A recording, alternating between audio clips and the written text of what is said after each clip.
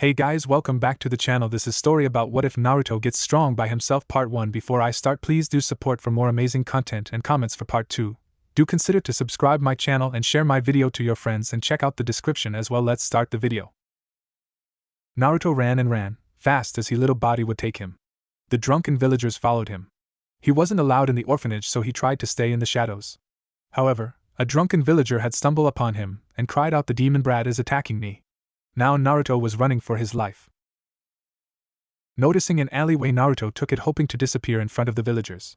Only they followed, and the alleyway appeared to be a dead end with toxin waste. "This is it for you, demon. This took me a lot of money to get, but I was saving it for you," a drunken village replied, pulling out 3 exploding tags. He threw them onto the waste, and soon they gave a massive explosion. The last thing Naruto saw was a great white light, then he knew no more. Konoha Hospital. Many doctors and nurses were rushing about, healing the villagers who got caught in the explosion. The head of the hospital told the Hokage the villagers who were caught in the radiation blast would be perfectly fine. When the Hokage asked about Naruto, the nurse, who was the only one to try and do anything, said she was able to heal all of his injuries, but she was unable to prevent the damage to his eyes. He would be blind for the rest of his life. The Sandaime Hokage wanted to know what happened. Apparently the villagers claimed the boy attacked them, then ran off laughing. They ran after him to teach him a lesson. When they cornered him in an alley, the demon smirked and started to glow red before the massive explosion. Unfortunately for the villagers, the Sandaime Hokage didn't believe one word of their story. He sent them to Ibiki where, after a few short hours of torture, admitted the boy didn't do anything except run from them. Another village threw the exploding tags into the toxin waste that caused the explosion. The Sandaime Hokage walked into Naruto's room, where a cloth was wrapped around his eyes. It pained the old man to see a young boy will never see daylight again. 8 years later, Naruto was fast asleep in Iruka's classroom. When it came to other students, Iruka would yell at them. But he was writing things on the board, so it was okay for Naruto. However, Naruto could never keep a good grade or even pass the weapon practical well. He did, however, pass the jutsu test with flying colors when the test came around. That is the only why he stayed in the academy. "Okay, who can explain the problem on the board?" "Uchiha Sasuke?" asked Naruto. Sasuke replied. Ever since Naruto first revealed he was blind, Sasuke always picked on him and asked the instructors to have Naruto read from the books, or do problems on the board. Naruto never found this funny or amusing and picked fights with Sasuke. While many of the students would say it wasn't right for Sasuke to be picking on Naruto, Sasuke's fan club would say differently, saying it was Naruto's idiotic self for unable to read. "Sasuke, you know I can't do that. Naruto is blind, therefore, he can't read. You read it." Sasuke pouted before reading away. Naruto would have laughed, but he remained silent as he listened instead. Iruka looked at Naruto, and he was suddenly drawn back when Naruto first came into his class. Flashback. A young blonde boy walked in with a black cloth wrap around eyes. He walked in wearing standard black clothing. In his hand was a wooden stick that hit the teacher's desk. Iruka felt his eyebrow twitch when the boy hit his desk and didn't even say sorry. "Don't be so mad, Iruka. This is your new student, Uzumaki Naruto. I think he will become a splendid shinobi indeed," the Sandaime Hokage replied with a smile. "Ho Hokage-sama." Iruka gasped out loud as the Sandaime Hokage walked in behind Naruto. "Hokage-sama, may I speak with you in private?" "Of course." Naruto walked up the stairs to the back of the class. Sasuke, however, stuck his foot out, causing Naruto to fall face first into the stairs. When he sat up, he was bleeding above the eye. While Naruto was trying to find his stick, Sasuke picked it up and threw it out the window. Nearly everyone was laughing. The only people who wasn't was Shino and Hinata. They both realized that Naruto was blind. Sasuke gave several kicks to Naruto. When Iruka and the Hokage came back in, they saw Sasuke punch Naruto in the mouth. Iruka started yelling at Sasuke and told him that Naruto was blind, so he shouldn't be picking on Naruto. Hinata, finally taking pity, led Naruto to her seat where she had him sit down next to her. Flashback ends. Iruka got lost in his own little world that the entire class was looking at him. "Sorry, well done, Sasuke. Now for tomorrow's Genin exam, it will be on the clone jutsu. Everyone do their best," Iruka replied as he dismisses the class. Naruto, as usual, was the last to leave. Iruka was worried about the boy. He hated to admit it, but a blind boy living on his own was terrible. He was curious to know how he even managed to survive. The only thing he knew for sure was Anbu always brought the boy food. Everything else was a mystery. Naruto POV. Naruto jumped from roof to roof observing his surroundings. No one was watching him or looking at him. That was good for him, he no longer had to play poor blind boy in front of everyone. Naruto landed on his apartment window and entered it. Tomorrow was the genin exam and he was wondering how well he should do. Naruto merely touched a necklace on top of his dresser before giving a sigh. He wondered what it would be like to see again. However, he knew it was impossible. The power of sight left him long ago, and now, he gained another sight. Naruto went to bed still lost in thought. Okay, Naruto, you're up. Naruto, who watched each of classmates perform the jutsu, judged them individually. The greatest threat had to come from Sasuke. Despite his dislike of the Uchiha survivor, he clearly was going to be a threat. Naruto walked in and made the correct seals. In the end, one clone stood standing just like him. You fail! Iruka yelled. Iruka, give Naruto a break. He created a clone. His control was not bad. Surely we can pass him. Mizuki, I'm afraid not. The minimum requirement is 3 clones. I cannot pass him. Iruka, Naruto is blind. He did his very best. Truly you can let him pass. I'm sorry, Naruto can try again next year. Naruto walked away. However, he paused at the door as he listens to Mizuki's heartbeat. He was up to something, that much was certain. Naruto shrugged it off and walked out the room. What shocked Iruka was that Naruto didn't feel his way towards the door, he just walked out. He wondered, was Naruto as blind as many believed him to be? Naruto was sitting on his favorite swing looking a little disappointed. He could hear all the children laughing and being praised by their parents. Naruto suddenly felt a presence near him. Mizuki-sensei? Come with me, Naruto.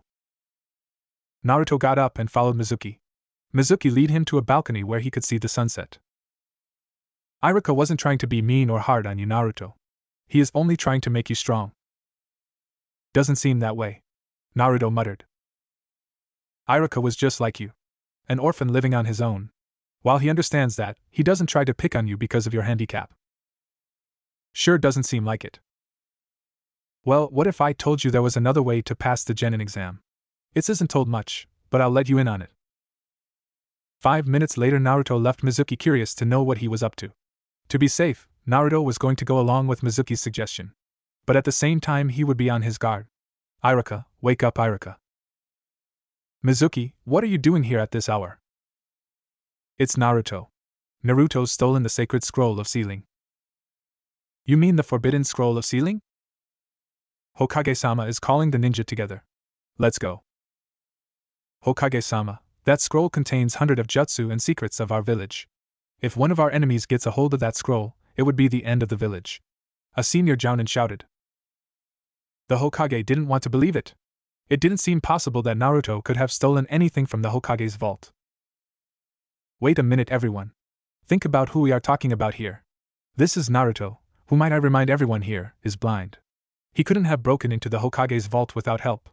Naruto is helpless without someone standing beside him. Besides, he couldn't have known the location of the Hokage's vault. Someone is either tricking or using Naruto. I would have to agree with Iruka. However, find Naruto, and bring him here at once. We must learn who told him about the scroll of sealing. The Sandaime ordered as he waved his arm. Only smoke showed where the shinobis once stood. Trust Iruka to ruin everything. However, they'll never find Naruto. Once I kill the demon fox, the scroll of sealing will be mine. Mizuki thought with a twist smile. Forest.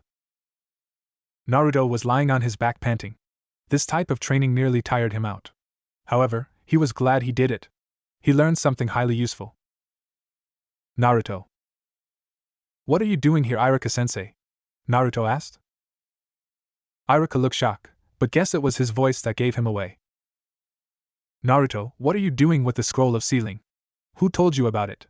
Iruka demanded. Mizuki. Told me everything, although I think he is up to something. Naruto couldn't finish as shurikens appeared and nearly hit both Iruka and Naruto. Naruto, acting fast, shoved Iruka out the way. Nice reflexes.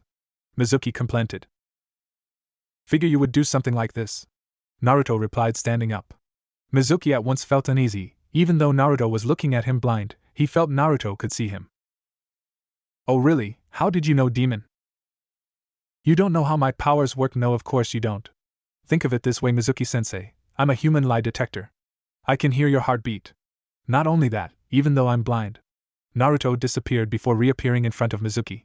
I can still see you. Mizuki jumped back before he realizes that Naruto gave him a powerful kick to the jaw. Iruka watched in amazement as Naruto quickly overpowered Mizuki. How the fuck did you do that? You're blind. If you've been blind for as long as I have, you'll learn there are other means to survive. That is why you cannot defeat me. Mizuki withdrew the big shuriken on his back and launches it at Naruto. Naruto didn't even flinch. You just don't get it, do you? Naruto replied as he smacks the shuriken away with his fist. Iruka and Mizuki couldn't help but look shocked. I have excellent chakra control. All I did was send enough chakra towards my fist to knock away the shuriken. Apparently you are too dumb to understand this though. Is this really Naruto? I knew Naruto could have always done better, but I didn't expect him to be this good. It's like he can see Mizuki. He can actually see Mizuki. However, how Naruto is blind and cannot see? The cloth around his eyes is proof enough. What is going on? Mizuki was panting. Every attack, every time he tried kill the blonde, he would always counter and give Mizuki even more damage. How was he doing it? I'm a human lie detector. I can hear your heartbeat. Super hearing.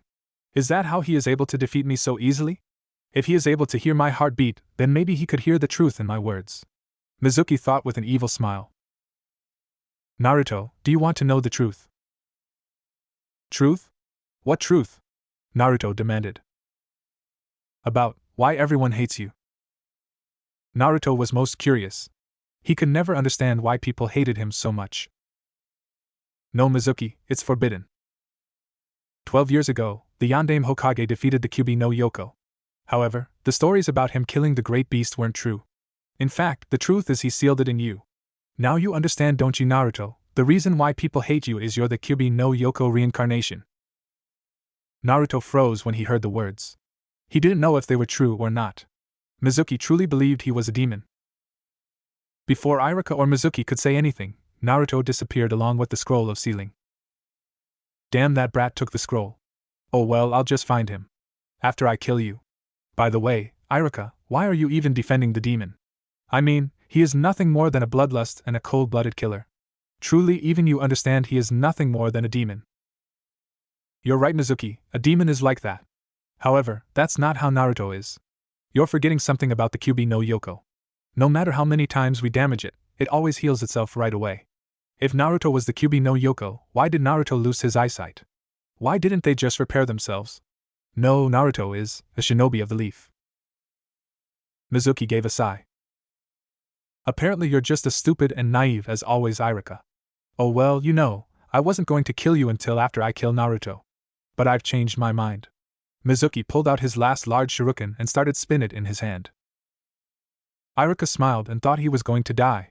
What he didn't expect was for Naruto to reappear and kick Mizuki back. Naruto? When did you? Iruka asked in shock. Even though Mizuki's words spoke true to his heart, so did you. I knew there was something else, so I did not leave but hid in the branches above the two of you. Iruka was shocked to hear Naruto was hiding just a few feet above them. This is not a genin fighting ability. Not even Chunin. How good is Naruto? So the demon finally steps out. However, you cannot defeat me. You never even graduated, and I'm a full-rank Chunin. Really? Then see if you can beat this, Kage Bunshin no Jutsu. The Shadow Clone Technique. When did he learn something like that? I heard it's a jutsu that takes large amount of chakra along with solid clones. Where did you learn this jutsu? Mizuki half demanded, half frightened replied. From the scroll of sealing. What? Mizuki replied. Iruka was just as curious and shocked. I have other methods of reading and writing. Just because I never showed anyone in class doesn't mean I can't read. You're finished, sensei. Several minutes later, Mizuki laid on the ground twitching as Naruto stood above him. You alright, Iruka-sensei? Yeah, Naruto, how many surprise can you have? More than you realize. So you mean, all those times you couldn't have taken the written test? Yeah, I could have performed it. But I didn't want to raise any suspicion around me, so I couldn't to pretend to be helpless. After all, the element of surprise should always be a ninja's best weapon. Iruka couldn't help but agree. Naruto, come here, Iruka replied. Naruto walked forward, unsure what Iruka had for him. However, he knew he wasn't going to be harmed. When Naruto realized that Iruka was tying something around his head, Naruto knew at once what it was. Congratulations, you graduated, Naruto. Naruto smiled and hugged Iruka. Iruka smiled and returned the hug. 3 days later. Naruto was fast asleep on desk. His cloth was gone from his eyes and was replaced by his forehead protector. Numerous students glared at him, but he didn't care. Much to his disappointment, Sasuke sat next to him. However, he said nothing. Naruto, however, let out a groan when Ino and Sakura burst through the door shouting "I win," in a loud voice. How either of them became shinobis, he never knew nor wanted to know. Sakura was the first noticed Sasuke in the corner, and ran to go and seat next to him. She then noticed Naruto was in her seat.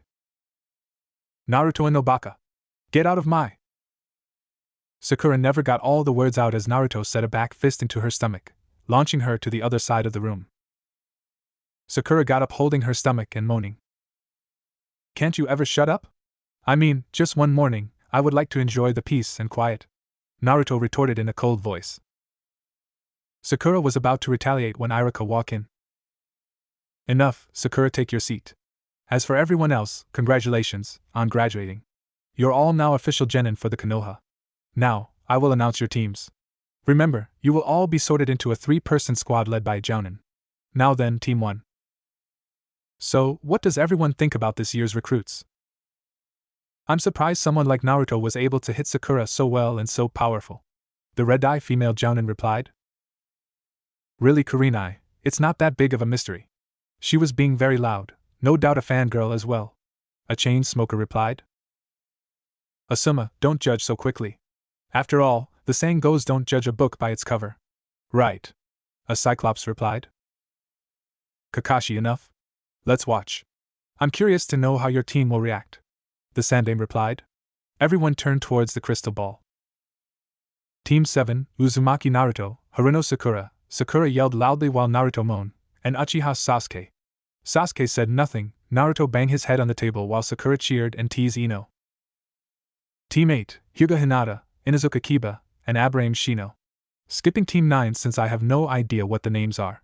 Team 10, Nara Shikamaru, Yamanaka Ino, and Akimichi Choji. Ino nearly pulled out her hair as she heard she would be teaming up with the laziest and fattest kid in the school. Wait here for your Jounin instructors. 2 hours later, every Jounin instructor came in and took their teams away. The only team left was Team 7. Naruto had his head down, while Sakura was not only looking at her precious Sasuke-kun with stars in her eyes, but getting very annoyed by the tardiness of their Jounin instructor. Sasuke-kun, do you know where our Jounin instructor is? He's leaning on the door outside the classroom, Baka. Naruto replied in a calm down. Sakura jumped down and tried to smack him in the head only for her hand to hit a log. Baka, Naruto replied calmly. You shut up, blind boy. You can't even fight. How you became a shinobi is beneath me. Most likely the instructors felt sorry for you and allowed you to pass, Sakura retaliated. Kakashi decided at that moment to appear. Naruto was gripping his kunai tightly and was about to kill the stupid girl. Meet me on the roof in 10 minutes. Kakashi disappeared in a whirl of smoke, and surprisingly, so did Naruto. Sasuke, a bit surprised, quickly left before Sakura knew her true love was gone. 10 minutes later, Team 7 sat down for their first team meeting. Okay, first let's all try and get to know each other. How about you go first? Kakashi nodded towards Naruto. Sensei, do you like picking on Naruto no Baka too? Sakura asked. However, her question seemed to be more of hope than concern. Kakashi was about to answer when Naruto sent a back fist into Sakura's nose, breaking it and causing it to bleed badly. No, I don't. Picking on someone just because they cannot see like the rest of us is something I do not like or forgive, Kakashi replied, giving a dark look at Sakura, who was scared shitless at the glare of her sensei. Why don't you go first, sensei? Naruto asked. Me, well, I'm Hatake Kakashi. My likes and dislikes, never really thought about them. I have many hobbies, as for dreams for the future, never really thought about it. Kakashi replied in a bored tone. Uzumaki Naruto. I don't like anything, and hate loud girls. Mostly because they give me the urge to kill them. Naruto replied in a cold manner. Sakura shouted and called an idiot, resulting a kunai bearing itself deep into her shoulder. Sakura, be nice to Naruto. I wouldn't want you to end up in a river. Kakashi replied, hoping to stop Naruto from actually murdering the pink hair. Okay, Pinky, you next. I'm Haruno Sakura. I like giggles, my dream is giggles, my hobbies are giggles, and I hate Ino Pig and Naruto no Baka. Naruto punched her. This time she flew to the rail and hit her head, knocking her unconscious. Blood slowly oozed out from her injury. Kakashi, however, was deeply concerned about the blind blonde shinobi. He didn't seem to have a single piece of regret for his actions against the pink hair. Not only that, he was far stronger and faster than his records claim he was. It even frightened Kakashi seeing how in one blow he easily defeated the pink hair shinobi. Okay, Mr. Broody. Uchiha Sasuke. I really don't like anything, and hate almost everything. I really don't have any hobbies. And I wouldn't call it a dream but an ambition to kill a certain man and to restore my clan. Naruto and Kakashi didn't seem affected by the gloomily shinobi's answer. Okay, meet me tomorrow at Training Ground 9 for some training. But first, I got to get your teammate to the hospital. Kakashi replied, disappearing along with Sakura. The two said nothing and disappeared from where they were sitting. Hokage office. Kakashi appeared in front of the Sandaime. Surprisingly, Asuma and Kurenai were also present. Kakashi, what are you doing here? My god, is that Sakura? Hi.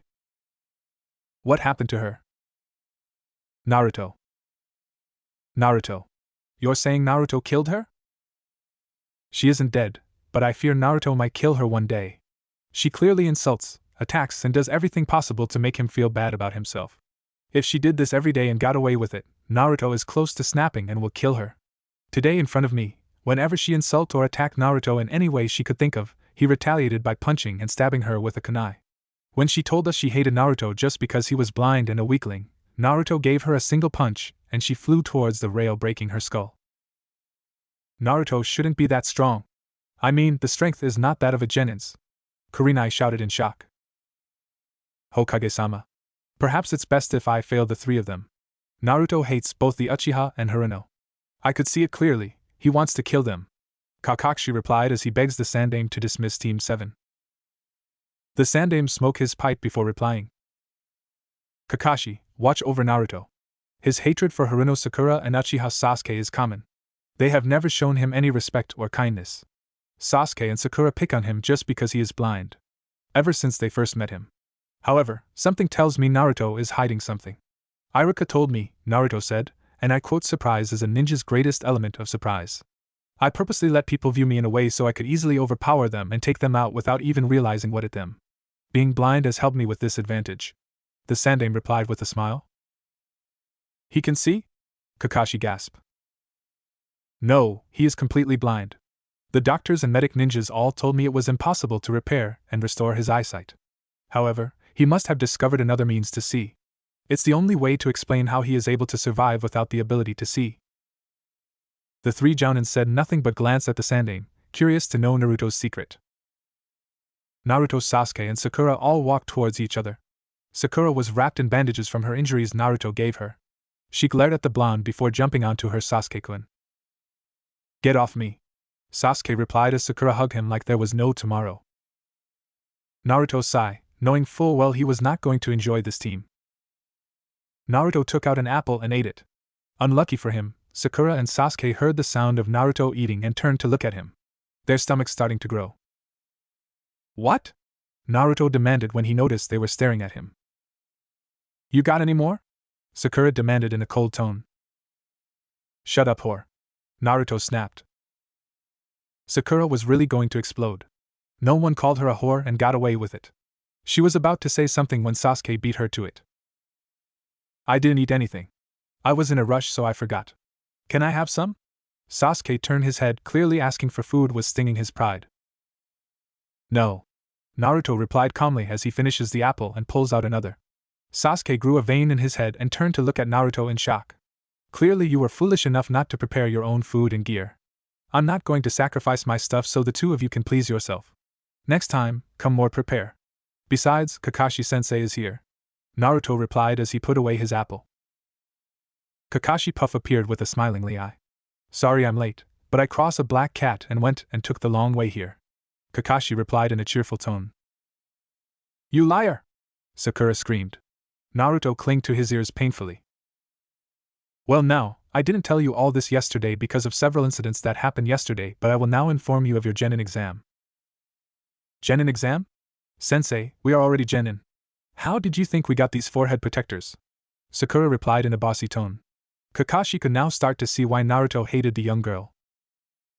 Well, I hate to throw the truth in your face so fast, but that test is merely to see who had potently to become Genin. Your real test is given by your Jounin instructors. Those who fail are sent back to the academy. Now I have here 2 bells. Kakashi holds up 2 bells. The person who fails to get the bells will be sent back to the academy. Kakashi replied. No one said anything. Ready and go. Kakashi orders. Immediately, the 3 Genins scattered, disappearing before Kakashi's eye. For a while Kakashi stood in the middle of the clearing, keeping a close eye on his surroundings. To his surprise, Naruto was the one who was the most quiet and most silent type. Okay, seems like everyone is hidden well. The only question is, who to go after first. Kakashi replied a little too loudly. Kakashi's first thought was to go after Naruto. However, he pushed the thought aside, mostly because he didn't want the blonde to think he was ganging up on his because of his handicap. He decided to test the little girl who was crashing through the area like an elephant looking for her precious Sasuke-kun. Sakura was tripping, breaking and destroying every branch she came across in search for her savior. She stopped short when she noticed their sensei standing and reading a book. Good, he didn't notice me. Now I got to find Sasuke-kun. Sakura. A voice behind her replied. Sakura turns around to see Kakashi holding his hands in a rat seal. Immediately the leaves around Sakura blew in her face. She felt drowsing for a few moments before she suddenly felt full awake. She looks around to see herself standing in the middle of a clearing. Huh? What's going on? Where is Sensei? This is weird, and what was with those leaves? Where did everyone go?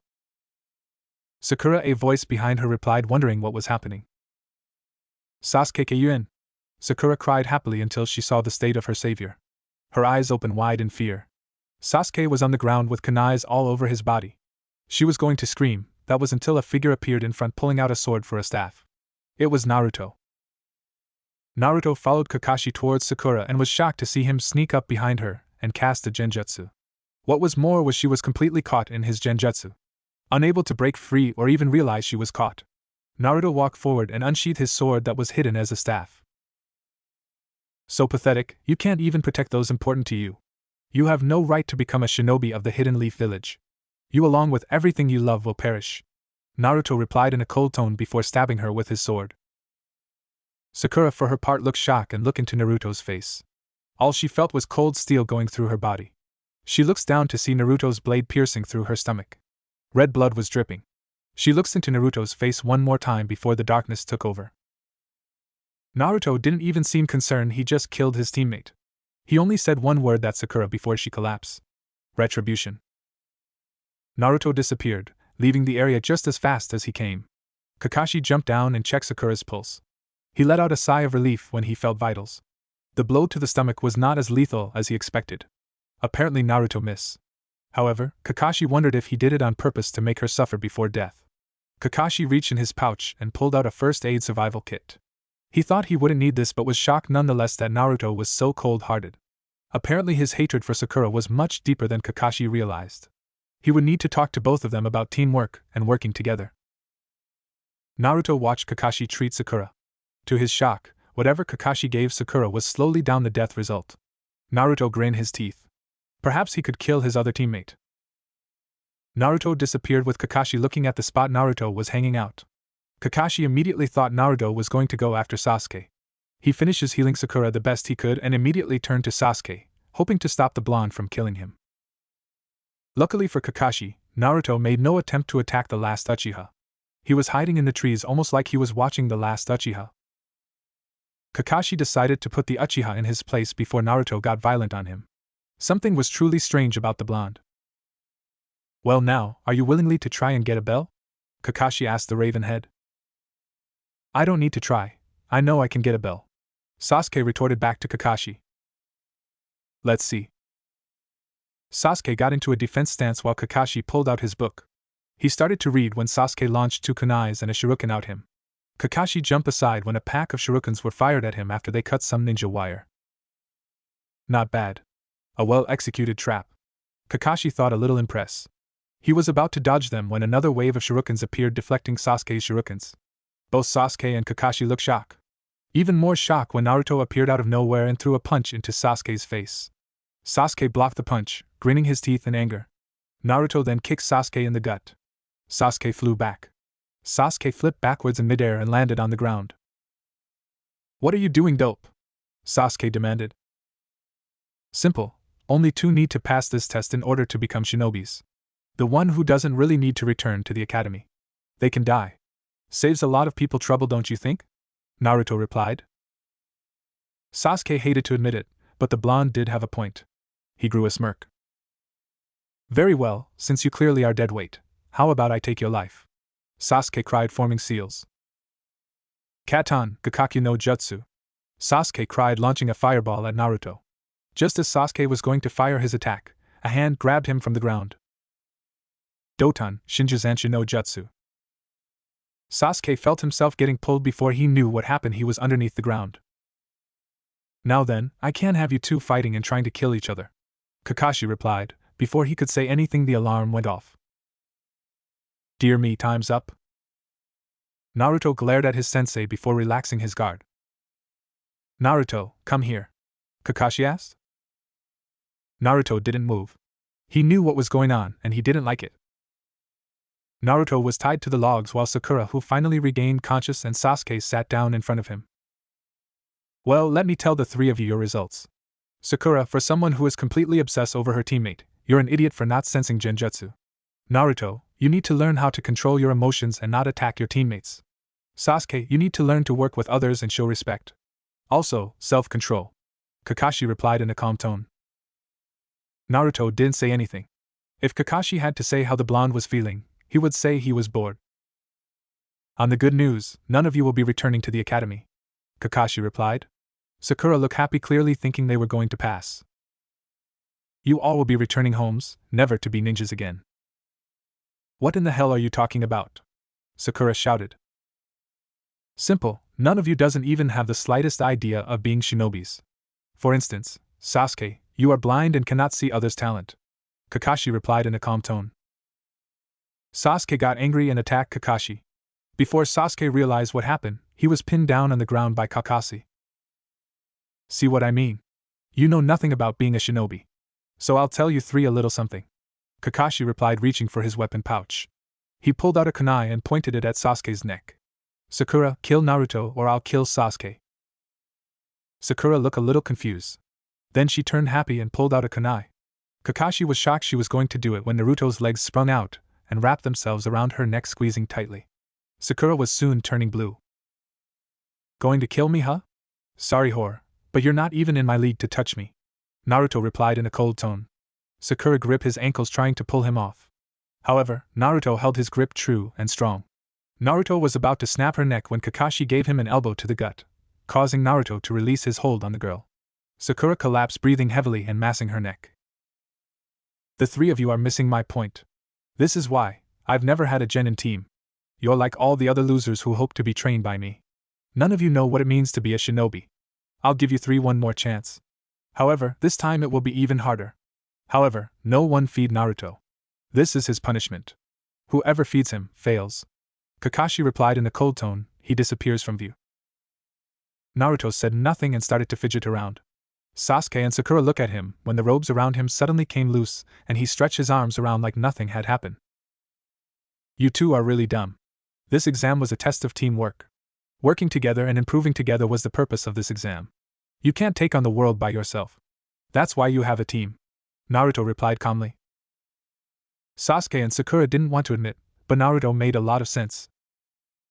Naruto pulled out a scroll and unsealed it. A puff of smoke came out and Naruto was soon eating food. I always carry scrolls on me that have food sealed away. It's called survival instincts. Here, don't slouch on me, Naruto replied, throwing them a bag of chips and a drink. Kakashi, who was leaning on the tree, smiled. Maybe not all was lost. But first, he was going to have a little fun. What is this? Who untied Naruto? Team 7 immediately got into a defensive stance. Sensei, we are a team. That means we work together, Sakura replied, getting scared at the glare of her sensei. Oh really? Kakashi demanded. Sasuke and Sakura shook in fear, wondering what he was going to do. Only Naruto remained calm. Then that means you all pass, Kakashi replied in a happy voice. Silence was his answer. Nani! The two of them shouted. Well, I'm glad the two of you thought outside the rules for the sake of your comrade. Naruto, excellent leadership. You put your grudge and hatred aside and work together with two people you wouldn't want to in the first place. This will happen a lot during missions. Best to work with someone and keep them alive, even when you don't like them, then have their death hanging over your shoulder. I want you to take a look at this stone, Kakashi replied as he looks at a green stone in the middle of the ground. No one said anything for a few moments, mostly because the genins didn't know how to respond. However, they looked at the stone nonetheless and waited for their sensei to continue. On this is our heroes. Shinobis who died in the line of battle. Unlike most hidden villages, we respect our fallen comrades no matter how skilled or famous they are. Many of these people you might have never heard from. On the battlefield, there are those who break the rules become trash. However, those who abandoned their friends are worse than trash, Kakashi told them in a harsh tone. Well, congratulations everyone. Team 7 has been made official, Kakashi replied in a smile. Sakura gave a cheer, Sasuke gave an humph, and Naruto walked away. 3 weeks later. Sasuke arrived at point C. This is Sakura. Arrived at point B. There was a moment of silence. This is Naruto, arrived at point A. You're slow dope. Did you get lost? Sasuke replied. At least I didn't lose my pants. Sasuke felt the vein grew and looked down to see if his pants were intact. To his relief, they still were. He suddenly felt angry that Naruto had tricked him. Nice try, dope. You look. I did not. Sasuke retorted more angrily than he intended. You look. Naruto responded with glee. Target's on the move, Sakura replied. She threw an angry look at Naruto. Naruto jumped forward and landed on top of the cat, which responded by scratching him to death. Target capture. Good mission, capture lost pet Tora complete, Kakashi replied calmly. Isn't there any more exciting missions? Sakura screamed into her microphone. All the men froze before collapsing. Their ears went into overdrive. Mission room. Well done. Now, for Team 7's next mission. You have the choice between picking potatoes, babysitting, and walking dogs. Or. No! A banshee screamed. Sakura. Excuse me? The Hokage asked politely, but everyone knew it was a demand. This is for children, not shinobis. We are shinobis who must prove ourselves and show that love rules all. Sakura screamed. Naruto wanted to kill the stupid girl right there. Sasuke looked as if she had a point. He also didn't want to do any more D-rank missions. Kakashi looked nervously at the Sandaime Hokage. I see, well, you do have a point. Shinobis are supposed to take challenges in order to improve their skills. I'm not so sure about show that loves rules all though. However, I will give you a C rank for your hard effort. This shouldn't be too hard for your team, Kakashi. But a challenge nonetheless. You're going to protect someone. Really, who? Who? A prince? A knight in shining armor? The Fire Lord? Sakura asked with excitement. Baka, that's a job for Anbu and Jounins. Naruto muttered. Shut up, Naruto no Baka. Sakura screamed, moving in to punch the blonde in the head, who sidestepped her attack, causing her to trip and fall face first. Baka. Naruto muttered. Sakura was holding her nose in pain, clearly angry at the blonde for sidestepping the attack. Kakashi nervously scratched his head nervously. It was common to see Sakura take out her anger on Naruto, who, somehow, manages to avoid her attacks, causing the pink-haired shinobi to hurt herself. No, but he is important to his country. Come in. The Sandaime replies as the door opens despite Team 7's unusual behavior. Naruto raised his eyebrow. And drunken old man? Wait, his hands and body is heavily built. Not as a ninja, but someone who does carpeting? No, a builder of some kind. What's this? 3 kids? I thought I paid for a good protection. Is this a joke or something? The old man asked the Hokage. Rest assured, Team 7 is a fresh genin team, but they are good and strong enough for this mission. The third replied in a calm tone before returned smoking his pipe. I don't like them. Especially the blonde one. Can he even see? The drunken man asks. Naruto grew a vein and quickly reached for his weapon pouch. Kakashi, realizing what Naruto was going to, jump on him before he fired his shuriken at their client. Now Naruto. No need to kill our client. So calm down. Kakashi replied before turning to the drunken client. It's true that Naruto is blind. But he is a fine shinobi nonetheless. May we know our client's name? Tazuna looked at them. I'm Tazuna, the super bridge builder from the country of Wave. Not to mention a drunk. Naruto muttered. Kakashi applied pressure on Naruto's arm. Naruto thought Kakashi was going to break it. Alright, Team 7, be ready at the west gate in 1 hour. Kakashi orders as he disappears in smoke. Naruto got up and quickly jumped out the window. Sasuke quickly disappeared before Sakura realized he was gone. In the end, Sakura ran home and packed a lot of perfume. Sasuke packed food and weapon supplies into his bag, staring at his old picture of his family on the nightstand. I swear, I will avenge all of you. Naruto was busy wrapping bandages around his arms and legs. Ichi placed ANBU pants with many cuts on them along with a sleeveless light armor shinobi shirt. Around the bandages is the black wrappings that Sasuke used in the Chunin exams. I don't know what they're called, so yeah, just imagine it. Naruto grabbed his backpack. This bag was a gift from the Sandaime. He was told the ANBU had bags like this for long-term missions. He never understood why the Sandaime got him so many things that usual got to ANBU. Ichi placed the scrolls inside before tossing the back on his back and strapping it to his shirt and belt. The bag is very light and small. Naruto's shirt has a seal magnet that attaches to the bag's top while the bottom has hooks to connect to the belt. Remember, the Sandaime Hokage got him a lot of ANBU type gear. An hour later, Team 7 stood at the gate with Kakashi standing next to Tazuna. When an unknown blonde approached them, Kakashi was sure he was lost until he realized it was Naruto. Naruto, where did you get that outfit? This? The Sandaime gave it to me last year. Naruto replied calmly. Why would the Hokage give you clothes? Sakura demanded. Every year the Sandaime gives me clothes or scrolls for my birthday. I don't have money, so he is my only source of income. Naruto replied in a cold tone, clearly stating he didn't want to discuss this matter with his teammates. Sakura, however, clearly wanted to continue and was about to pester the blonde. However, Kakashi stepped forward. Well, that's nice of him. However, let's go. We are heading towards the country of Wave. And if we make good pace, we'll be there by nightfall. Kakashi replied, leading his team forward. Sasuke quickly followed, but also curious about why the Sandaime was giving Naruto stuff. Sakura paused, clearly wanting to know more about Naruto's special treatment when her Sasuke-kun didn't get any. However, seeing her true love walking ahead, she quickly rushed towards his side and started to badger him with questions. Naruto tailed behind, clearly bored. Hey Kakashi-sensei.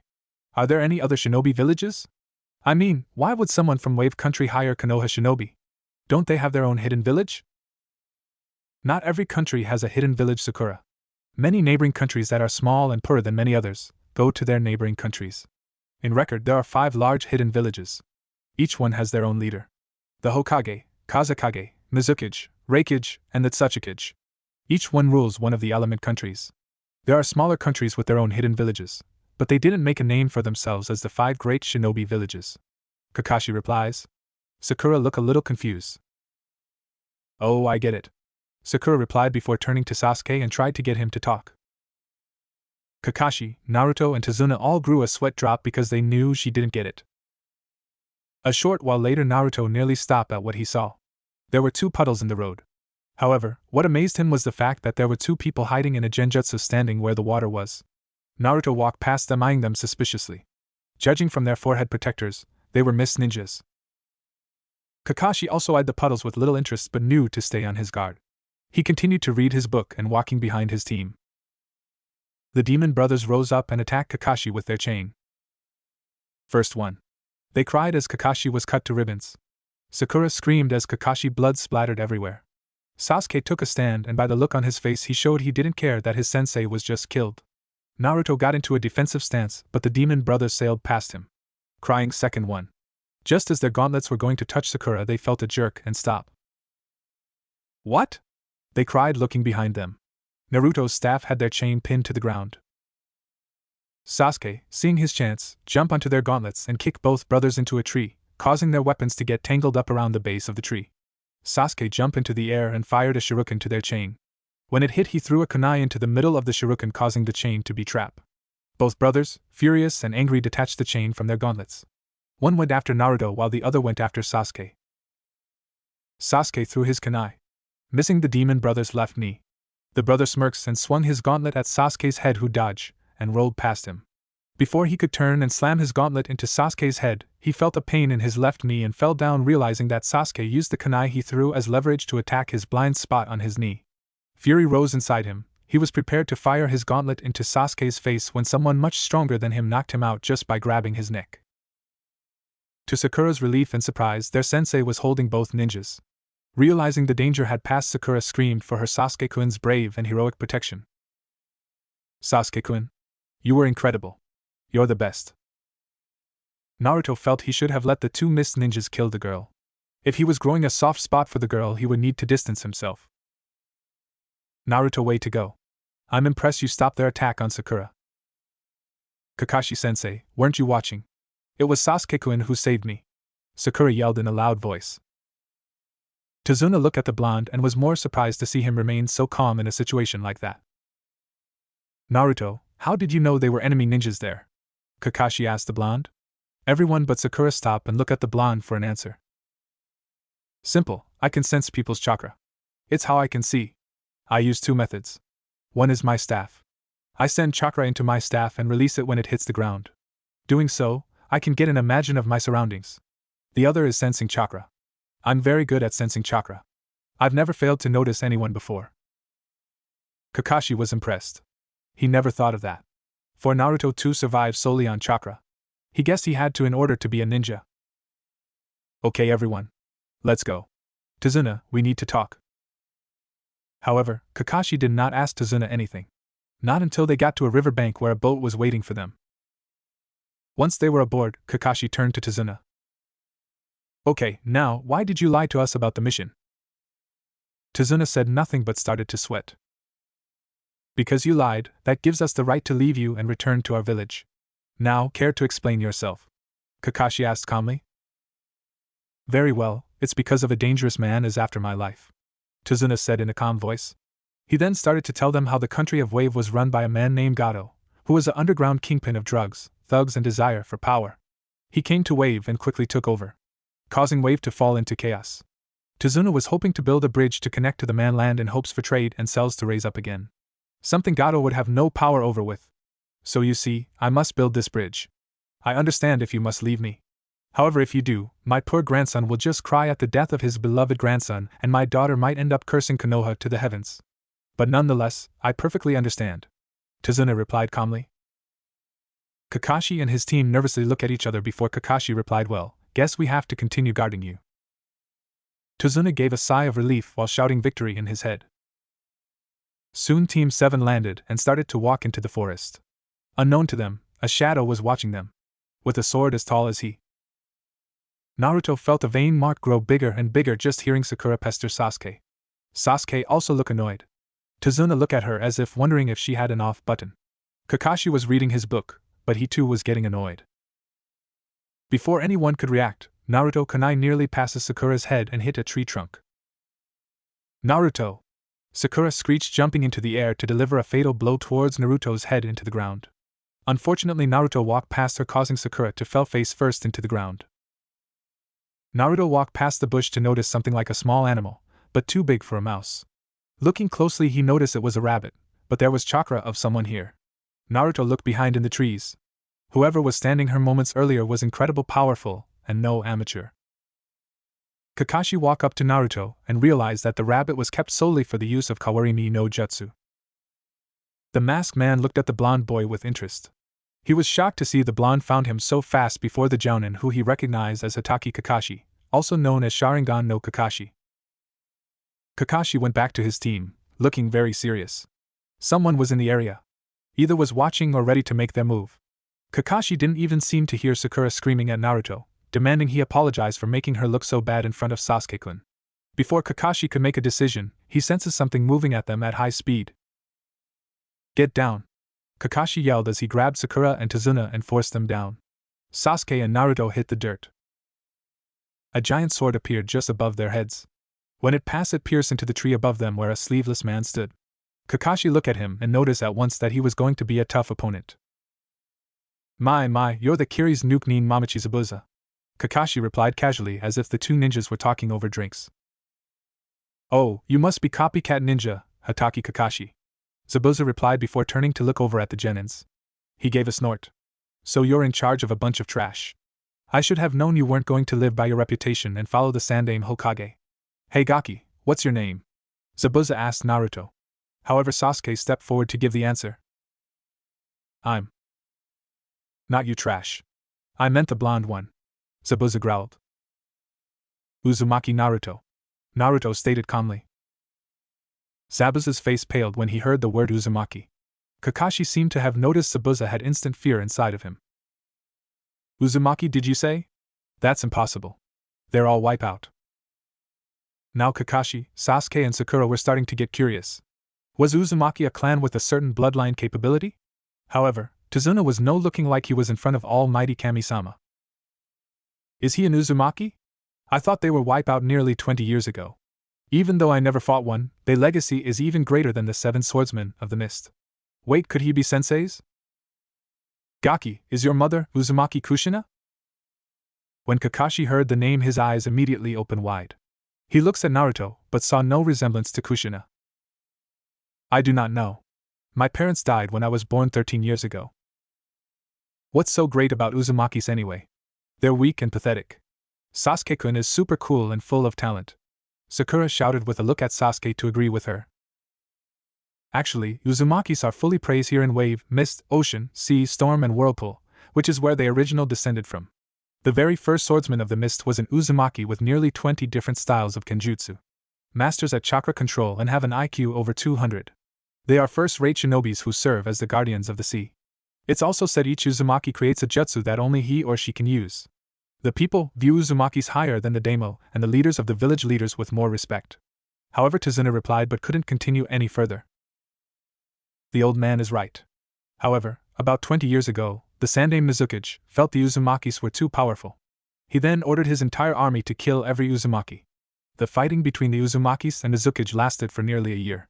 Before every Uzumaki was dead, there was only one known survivor. She was my sensei and mentor, Uzumaki Koharu, who fled to Konoha when the fighting nearly begun.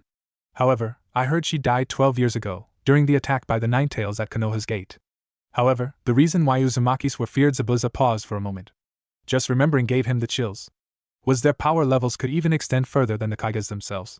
Zabuza replied in a cold tone. Naruto was shocked, so was his team. Tazuna, however, looked at Naruto in a new light. So you're the greatest threat here. Normally I would take you out first, however, it seems like your jounin will only get in my way. Let's begin this, Hatake Kakashi.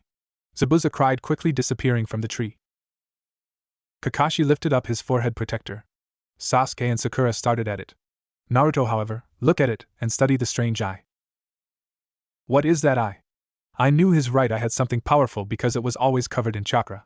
It seems like it can copy jutsus? Yes, I see it all too clearly now. The way the eye's chakra is moving, it's designed to copy and gather information. Interesting, perhaps, well, wouldn't hurt to try. Naruto thought as he began to mimic Kakashi's Sharingan with his chakra. Kirigakyu no Jutsu, Zabuza replied on top of the water. Kakashi turns to look at him, and then lock onto him with his Sharingan. I'm honored to fight the Sharingan so early, Hatake Kakashi. Zabuza's voice boomed everywhere around them. Now then, there are 8 killing spots, where to target, where to target. Zabuza mocks. Sakura and Sasuke started to shake in fear. Naruto, however, did not even flinch under the amount of killer intent being released. Everyone, form the swastika formation. Protect Tazuna-san. Whatever happens, don't join the battle. To not interfere is the battle teamwork. Don't lower your guard no matter what. Sensei, what is he? Momochi Zabuza, he was in the Kirigakure NBU, and was known for his silent killing techniques. Kakashi explains. Silent? Sakura asked. Her knees were shaking very badly. Just as the name implies, it's a killing technique that's executed into a flash and carried out in absolute silence. It's possible you'll be dead before you realize it. Also, I cannot use my Sharingan to its fullest potential. Like I said, don't let your guard down. But if you fail, you're only going to die. Kakashi replies calmly as if it wasn't a big deal. You're taking this so easy, sensei. Sakura screeches at Kakashi. Her voice was loud and most likely carried for miles. Shut up, tramp. Naruto growled. You shut up, Naruto no baka. Sakura screamed. You really should be listening to your teammate. Zabuza's voice replied, as if he was everywhere around them. A shinobi must be quiet and silent at all times. Just by yelling, I can kill you, like this. Zabuza replied. From behind Sakura 3 kunais headed toward her head. Kakashi quickly reacted and countered it with 3 of his own. Sakura, who just realized she could have been killed, had her eyes open in shock. She was so glad, but too shocked to say anything. Before she could do anything, Zabuza's killer intent started to rise, making the air around the poor genins hard to breathe. Sasuke was having a hard time. He felt he needed to end the pain. He was prepared to end the pain by killing himself when Kakashi spoke. Sasuke, don't worry. I won't let any of you die. He replies with a smile. 8 choices: liver, lungs, spine, clavicle, neck, brain, kidneys, heart. Which one should I strike? Zabuza's voice appeared behind the genins. Sasuke, Sakura and Tazuna were the only ones too scared to move. Naruto, however, unsheathed his sword and struck Zabuza in the face. Zabuza blocked with his own sword, looking at Naruto with such high praise. I should have expected that, Uzumaki-san. Zabuza commented. He looked at Naruto with respect and seemed to be enjoying the situation he was in. Naruto seemed to raise his head as if he realizes something. A clone. Before Zabuza or Naruto could move, Kakashi jumped forward and stabbed Zabuza with his kunai. Water poured out before disintegrating around Kakashi. Sensei, behind you! Sakura screamed. Kakashi turned around only to see Zabuza's Kubikiri Hocho slice him in half. To Zabuza's surprise, Kakashi also disintegrated into water. Zabuza's shock and surprise to see Kakashi was able to copy his Mizubunshin in the mist. Zabuza stood up only to feel a kunai to his throat. Don't move, Zabuza. It's over. Kakashi replies, holding his kunai dangerously close to Zabuza's neck. Zabuza said nothing, then began to chuckle. It's over? You don't get it. There's no way you can defeat me with your monkey-like imitations. But I have to admit, at that time, you had already copied my Mizubunshin no Jutsu. I won't let any of you die. You had your clone say those words to attract my attention, while the real you hid in the mist and watched me. Nice plan. But Zabuza ended his sentence. Kakashi was getting nervous. Did he have something as an ace in the hole? I'm not that easy to beat. Zabuza's voice spoke behind Kakashi, whose eyes opened wide in shock as the clone disappeared. That's a fake too? Sakura screamed in fear. She was going to die. She didn't even get to kiss her true love first, and she was going to die. Zabuza swung his sword hard and fast. Kakashi just barely managed to duck in time. Zabuza brought his sword down into the ground and switched hands to give more speed and strength as he delivers a powerful kick to Kakashi in the face. Kakashi flew through the air and landed on the water, where he used his chakra to land on top of it. Kakashi looks up to see Zabuza standing on the water edge forming seals. Suetun, Mizu Kusari no Jutsu! Zabuza shouted in a loud voice, slamming his hand on the water. Something grabbed Kakashi's ankles. Before he realized it, his hands were also bound by the water Zabuza set up. Too bad, Kakashi. Escaping to the water was a bad idea. This is a special prison we use for capturing missing ninjas. It's an A-rank jutsu. The water serves as chains and bondages and cuts off all possible use of chakra. But lucky for you, I cannot move from this position. However, doesn't mean I still can't take care of your brats. Mizubunshin no Jutsu. A water clone appeared alongside Zabuza and stepped forward towards the frightened genins. As I expected, Gaki's playing ninja? Zabuza's clone replied in a cold tone. What are you talking about? Of course we're ninjas. How else do you expect we got these forehead protectors from our village? Sakura demanded. Naruto wanted to bang his head on something. Why was Sakura being so stupid? Ah yes, Konoha has some of the finest warriors known around the globe. But they have the weakest and most pathetic hearts. That village is too emotional, it carries weak shinobis. Shinobis that can't kill. Shinobis who never felt fear or bloodlust. That's why, you're nothing but little kids who like to play ninja. Zabuza replies. Sakura and Sasuke shook in fear. Unable to believe that a jounin was standing above them mocking them, Zabuza raised his right hand and looks at it. When I was your age, these hands were already stained with the art of blood. I've killed more than any of you could ever dream of, Zabuza replied. Bloody mist, Kakashi replies. Oh, so even you have heard about that. Bloody mist? What's the bloody mist? Sakura asked. For generations, the hidden village of the mist was once known as the Bloody Mist for nearly 50 years. Due to a certain examination in order to become genin. So you even know about that, Zabuza commented. What was the examination? This final test? Students fighting to the death. This answer sent the two genins in fear like no other. Students, who knew each other, trained together, became friends together. Were put together in a fight where one would walk, the other would die. 10 years ago, the hidden village of the mist was forced to change this, due to the fact an evil appeared in the village. Oh, so you've heard of me. What did this evil do? Sakura asked, uncertain she wanted to know the answer. Without hesitation or fear, he killed the entire class graduation that year. The demon Zabuza. Zabuza said nothing. Then his clone spoke towards the genins. I missed that day. It was so fun. It replied while Sakura and Sasuke suddenly became petrified with fear. Zabuza kicked Sasuke down and started to push into his chest, causing him to feel like his chest was going to be crushed just by the clone's foot. Sasuke Kyuin! Sakura screamed. Seeing her true love being defeated so easily, scared her to hell. Naruto rushed forward and formed a cross seal. Kage Bunshin no Jutsu. Naruto replied calmly. Zabuza's clone looked up to see Naruto's rushing towards him. Oh, the shadow clone technique. Quiet a number of them. What? Zabuza cried, not even sensing the two Naruto clones from behind him as they cut the water clone to apart. Naruto dispelled the shadow clone technique. Using the smoke as a smoke screen, he threw a Fuma Shuriken at Zabuza. Zabuza shocked to see a Fuma Shuriken come out of the smoke from the Kage Bunshin headed straight towards him. Not bad. Attacking me when I'm not prepared for it, however Zabuza caught it with his right hand.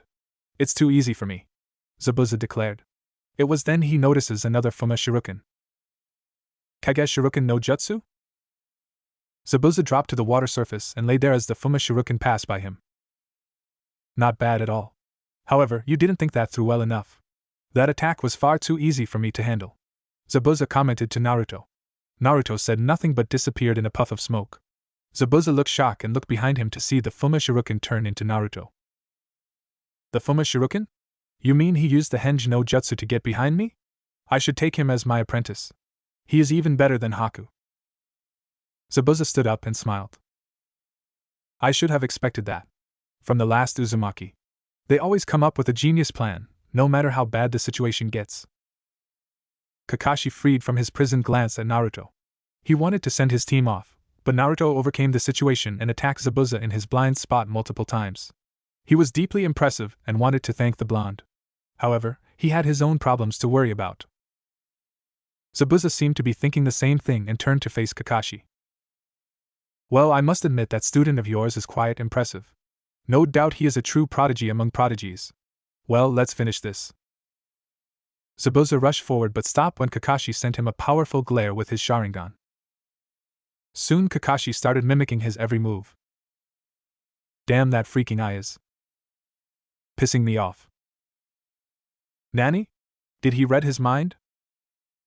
Both Zabuza and Kakashi started to form seals. All you're doing is just copying me. You're not going to defeat me with your monkey-like abilities. Zabuza's eyes started to grow in frustration. He was about to finish the seal when he stopped. He saw himself beside Kakashi. Genjutsu? No, not possible. So is that me? Kakashi formed the last two seals and shouted. Suetun, Daibakafu no Jutsu. Na nani? Zabuza cried as the jutsu hit him. I was the one trying to cast this jutsu, but I couldn't keep up with his speed. What insane power!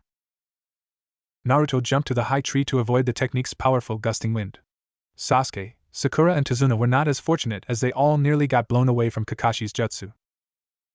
Zabuza landed on the tree base. Before he could recover, kunais pierced his body.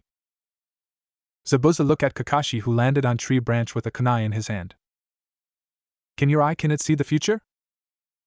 Yeah, you're going to die. Kakashi replies calmly. 2 Senbon needles pierce Zabuza in the neck, apparently killing him. You're right. He did die. A hunter nin replied. Kakashi ignored the hunter nin and jumps down to check. No pulse, Zabuza was dead. I thank you for your assistance. I've been seeking a chance to kill Zabuza myself. I must go. The hunter nin replied calmly. He shunned Shing down and disappeared with Zabuza. Well, that's a good thing for us. Let's go, Kakashi replies before collapsing. Kakashi-sensei! Sakura screamed. Kids, your sensei is awake. A woman shouted as Kakashi opens his eye. The genins open the door and walk in. All except Naruto, who was nowhere to be seen. Soon following them was Tazuna. Where is Naruto? He left as soon as we came here. Says he's going to go training and won't be back until a week has passed. Oh really? Well, there's something I must discuss with all of you, Kakashi replies. Location unknown. Naruto stops walking, studying his surroundings. He knew a building was being held by cables in front of him. He also sensed Zabuza's and that hunter nin's chakra inside the building. He calmly walks in. Surprisingly, there are no guards. Gato was truly a stupid idiot and full of ignorance and selfish needs. Naruto walks in toward Zabuza's chakra signature. When he got near enough, he heard someone yelling at Zabuza, whom Naruto assumed was Gato. Not only did the demon brothers failed, but so did you. You call yourself the demon of the mist? How can you be a demon if you were defeated so easily? Now the old bridge builder will have the time he needs to finish that bridge of his. If you can't ow my arm. Gato cries as the hunter nin starts to crush his arm. Gato's 2 guards drew their swords only to see another shinobi appear next to them holding their swords to their throats. I think it would be best to leave. Naruto replies calmly but in a deadly tone. The guards started to sweat, unable to believe someone moved so fast in a second. Gato ran as soon the hunter nin released his arm. The guards ran out. Gato soon followed. Naruto raised his eyebrow when the hunter nin took a defensive stance. Haku, it's alright. You don't have to do anything. Zabuza-san. Zabuza turned his head towards Naruto. How did you find me, brat? Simple, I followed your chakra signature. Chakra signature? Everyone has a chakra signature. No chakra signature is the same. During your fight I was studying you and saw your chakra signature. When you died your chakra signature did not die. So I knew you were alive. Shortly after my team arrived at our client's house I left to track you. Do they know I'm alive? I figure Kakashi-sensei would tell everyone after he put 2 and 2 together.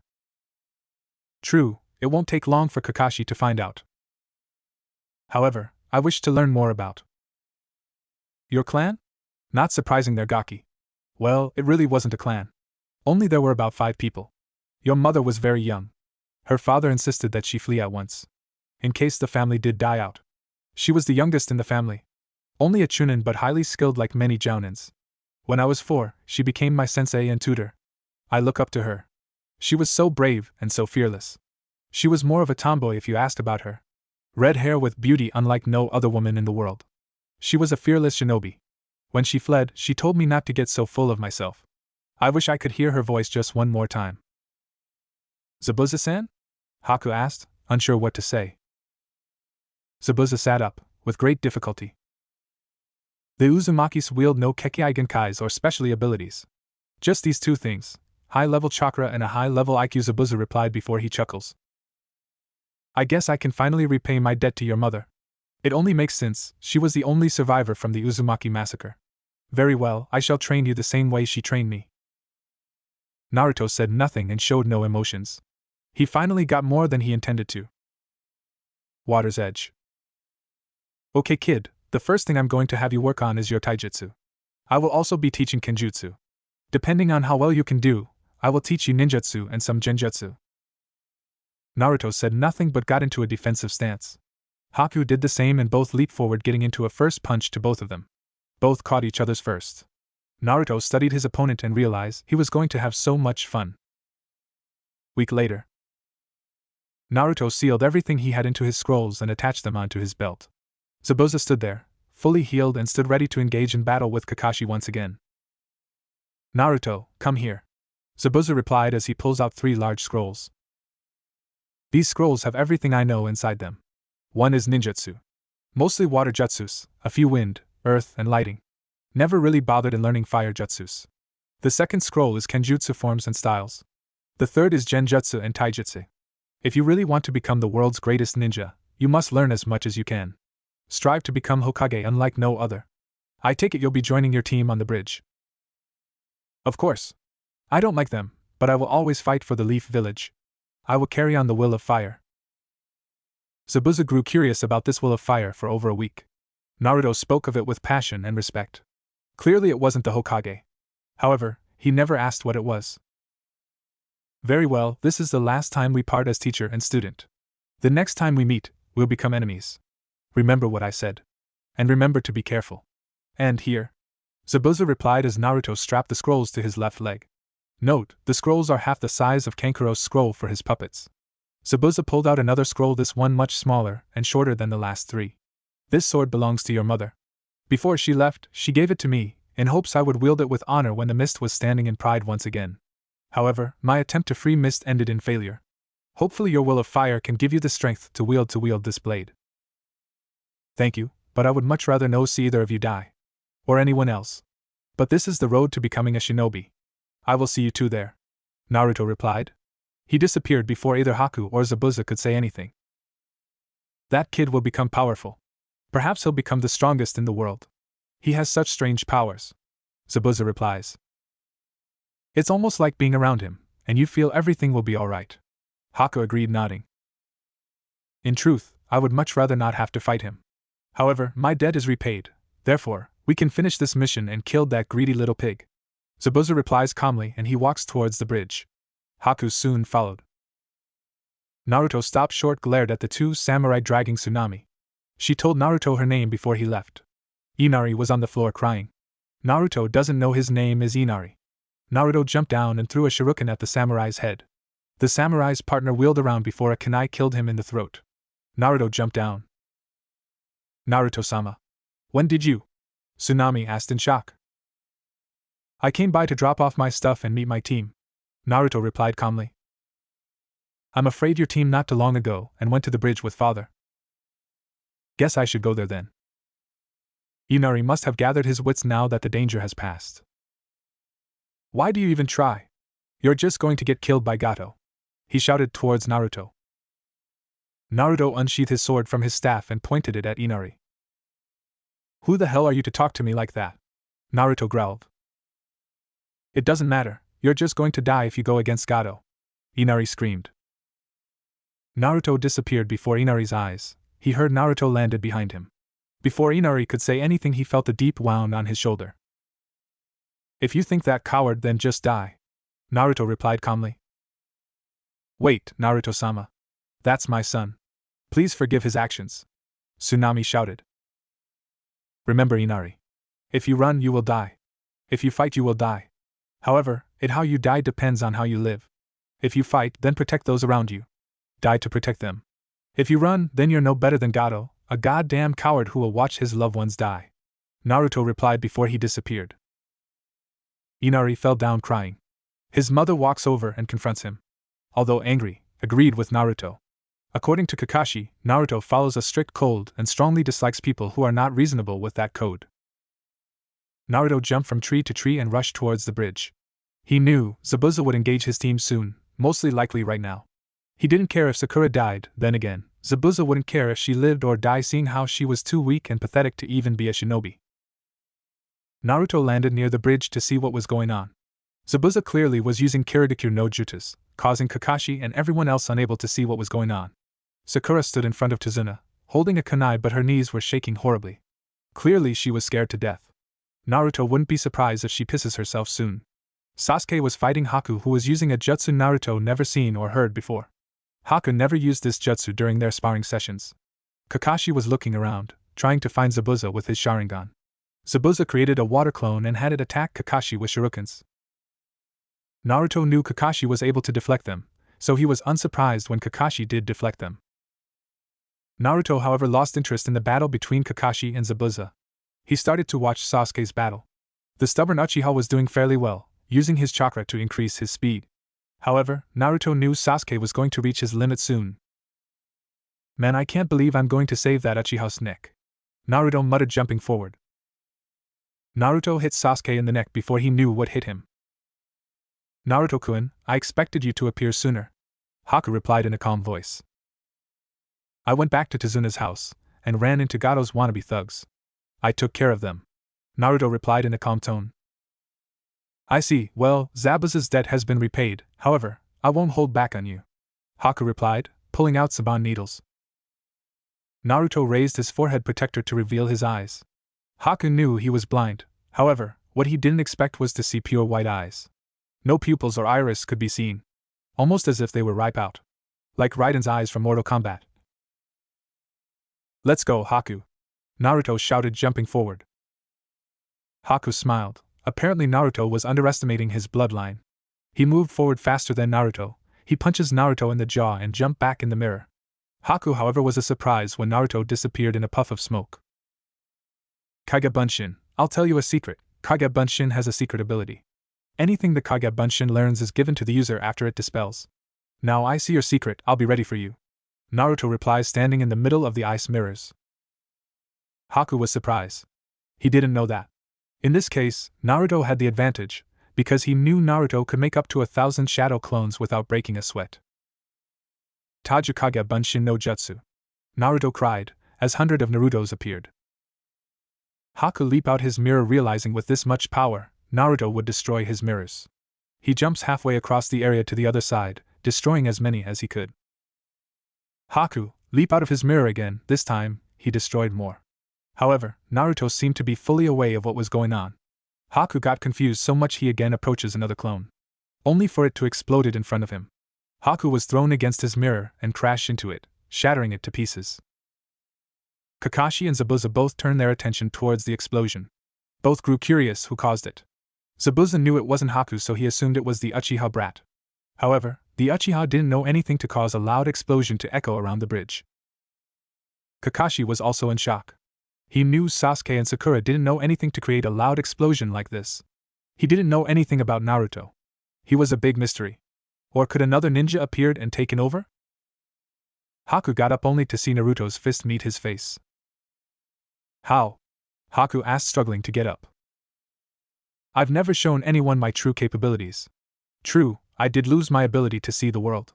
However, I created another method. I pretty much see you and everything else in gray. Also, I can see chakra. I knew how your jutsu worked for a long time. Besides, if my first plan didn't work, I still had 3 more in case my first one failed. My eyes can see chakra. Nothing can escape their sight. I timed everything so I can help Kakashi defeat Zabuza. Of course, I'm not yet ready to tell my team my abilities, Naruto replied in a calm voice, lowering his forehead protector.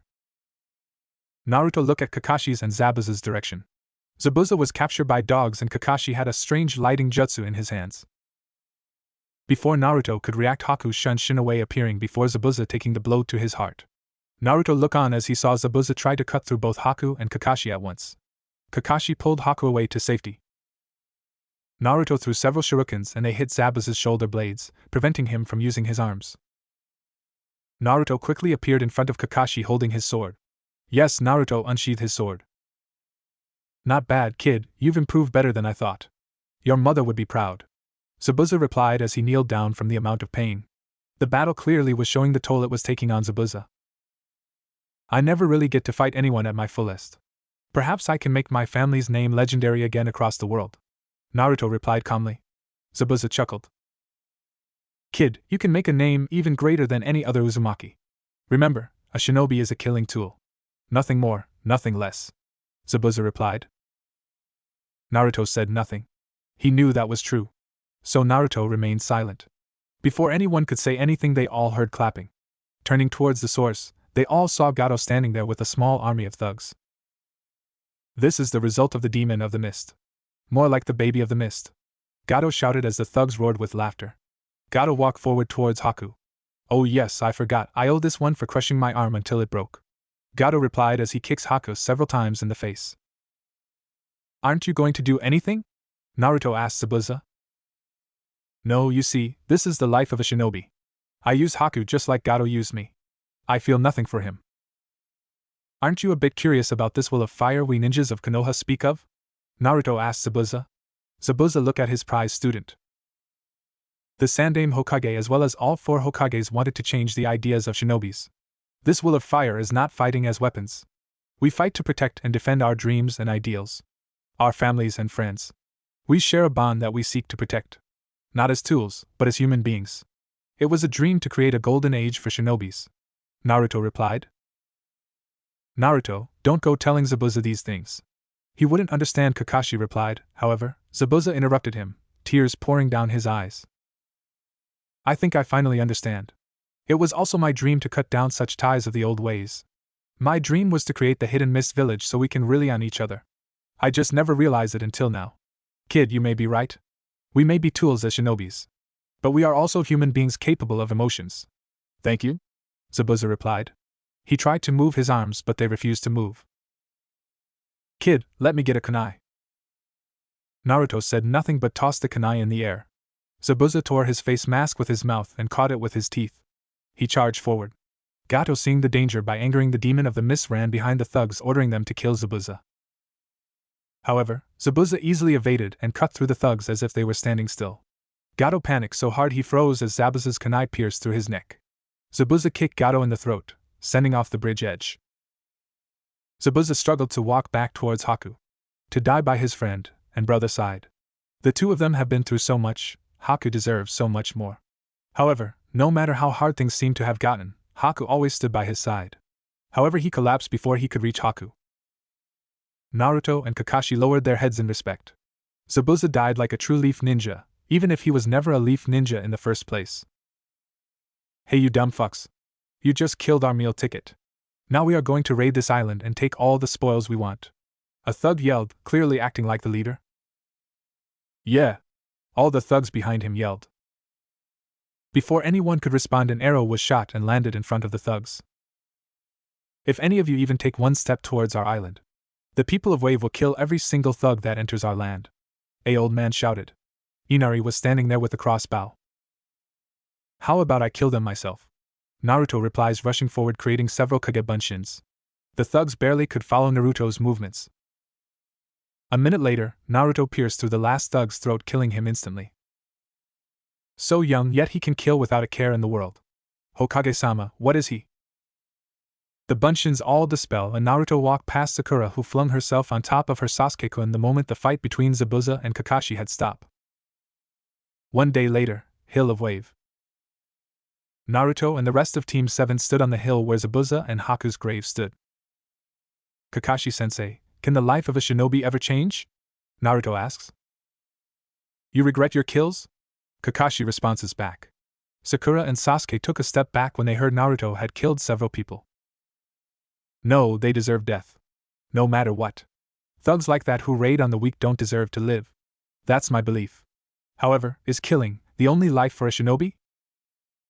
In our world right now, yes. We kill to survive. It's part of being a shinobi.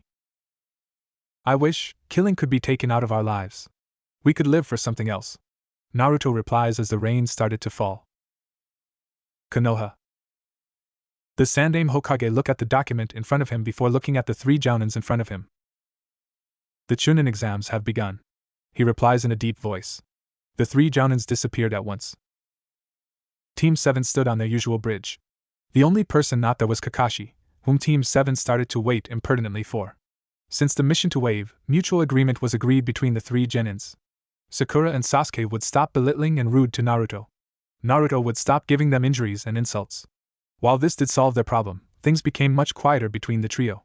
That, however, didn't stop Sakura from pestering Sasuke for the rest of his life. Naruto looked like he wanted to be somewhere else. Kakashi was so goddamn late.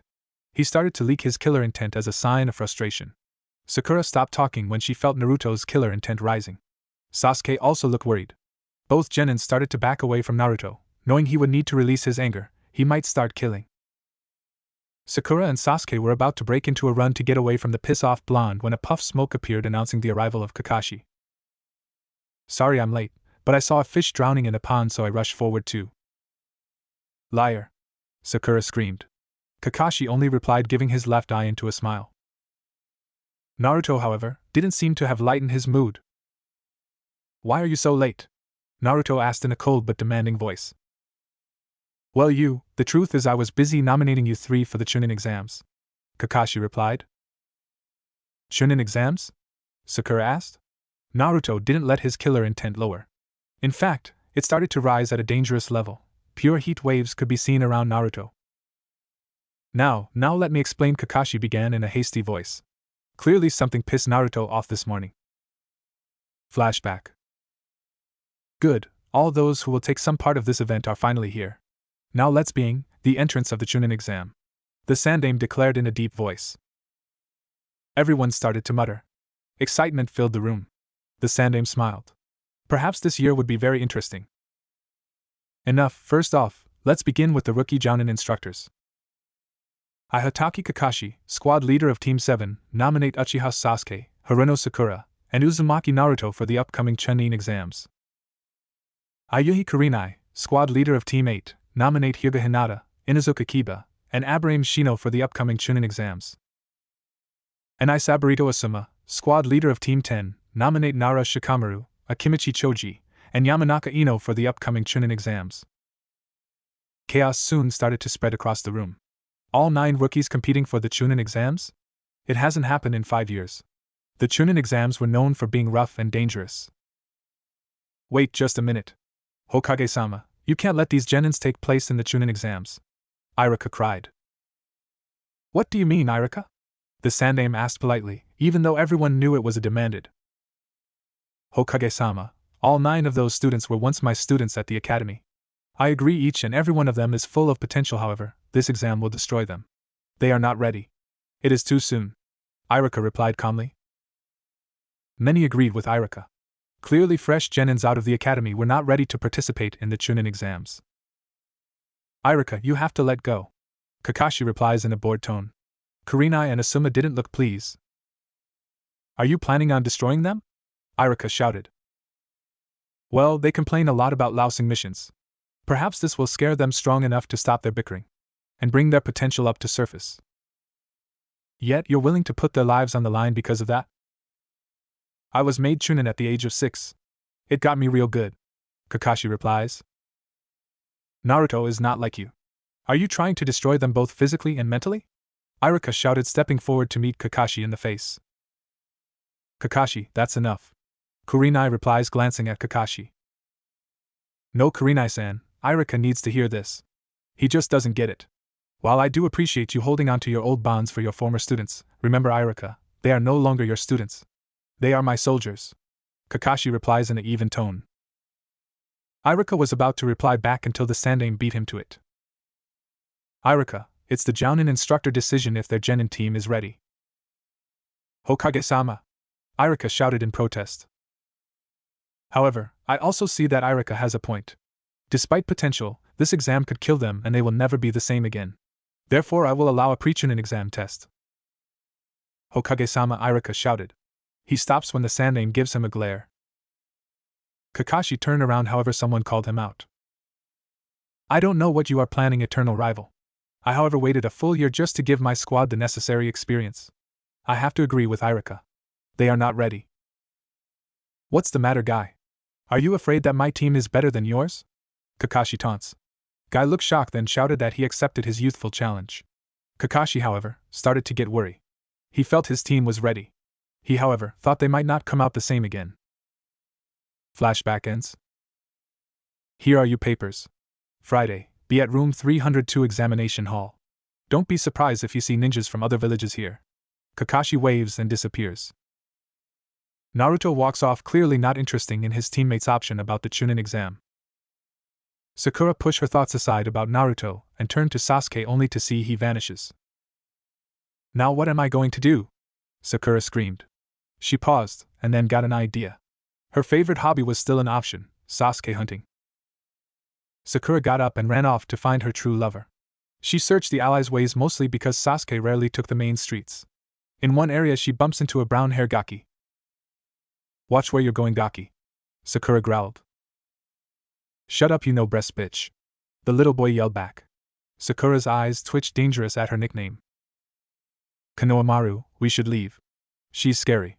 A four-eyed boy around Konohamaru's age replied. A girl around their age also looked scared.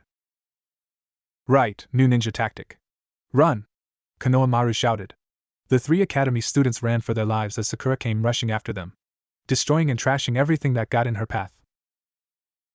Konohamaru ran ahead clearly frightened and didn't want to feel the wrath of the pink-haired genin. However, he bumps into someone wearing a black jumpsuit. Oh Gaki, you bump into me. Does that mean you want to fight? The boy replies. He picks up Konohamaru and stares him dead in the eye. Oh Kankuro, put him down. You're going to get us into trouble. A blonde-haired girl replied with 4 pigtails. Temari, I'm just going to teach this brat some respect, that's all. I can do it before he gets here. Do something? Konohamaru is going to be the 2 children turned to Sakura. Alright. Put him down right now. Sakura orders. Kankuro glares at Sakura and she backs away, putting the 2 children in front of her as shields. Kankuro raised his fist only for a rock to hit him in the head. Kankuro glares at the boy before putting the boy down. He unwrapped his bandages around his shoulders and was prepared to use an unknown weapon on Sasuke. Sakura felt a little terrified but excited that her Sasuke-kun was going to kick his ass and show how great he was. Kankuro, enough. A voice replied near Sasuke. Sasuke's eyes opened and turned to the source. There stood another genin with Suna forehead protector and a guard on his back. Gaara, they were the ones who started it. Shut up or I'll kill you. Gaara snapped in a motionless tone. Right, sorry Gaara. Kankuro replies, backing away, waving his hands in the air. Sakura and Sakura back away from the red-haired genin. They were strongly reminded of Naruto. They knew he wasn't joking. He clearly had problems with his own teammates. Let's go. Gaara orders as he shins down towards his teammates. Wait, Sakura replies, gathering her wits. She didn't like his eyes. They had bloodlust and desire to kill. Judging from your forehead protectors, you must be ninjas from Suna. Even though Suna and Konoha are allies, you need to have a pass to be here. Sakura demanded. You really don't have a brain, do you, Harino? They are here for the Chunin exams. A voice replies on the other side. The 8 ninjas, Suna, Sasuke, Sakura and the Konohamaru Corps, look up at a branch to see Naruto standing there. Naruto suddenly disappeared and appeared in front of his team. Your name? Naruto asked calmly to Gaara. Sabuka no Gaara. Uzumaki Naruto. We shall see you in the Chunin exams. Naruto replies, leading his team away. Sakura and Sasuke followed. Unsure who was scarier, Gaara or Naruto. Gaara said nothing but led his team away in the other directions. Friday, room 302. Naruto and his team enter the room for the Chunin exams. They walk forward and lean on the wall, clearly not wanting to be disturbed. Sasuke, for his part, feared his fan club would be here. Naruto didn't want anyone talking to him. Sakura wanted her Sasuke-kun to take her on a date. Sasuke-kun, I've missed you so much. A voice yelled out loud. Yamanaka Ino made her unwelcome entrance by jumping on Sasuke in a cheerful way. As if she was Sasuke's girlfriend. Get off Sasuke-kun, Ino pig! Sakura screamed. Naruto wondered if she ever learned to be quiet. Then again, he would be surprised if she learned to use her brain. Keep it down.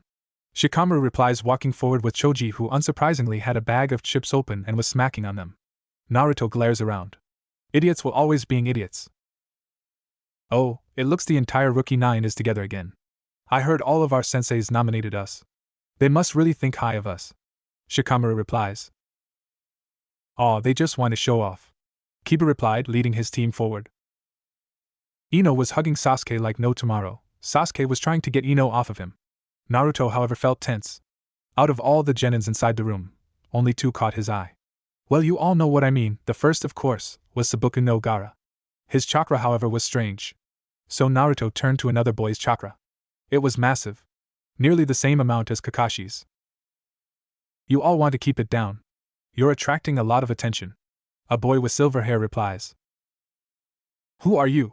Sakura snaps in a loud voice. I'm Yakushi Kabuto. And if I was all of you, I'd keep it down. You're all making quite a ruckus. They look around to see nearly everyone looking at them with intent to kill. You remind me of my first time taking the Chunin exams. The Kabuto replied with a smile. So is this your second time taking the exams, Kabuto-kun?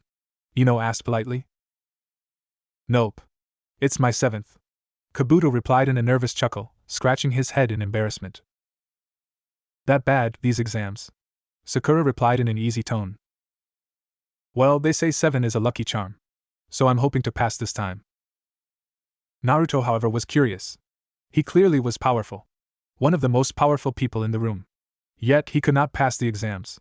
Something was extremely wrong. How about some information?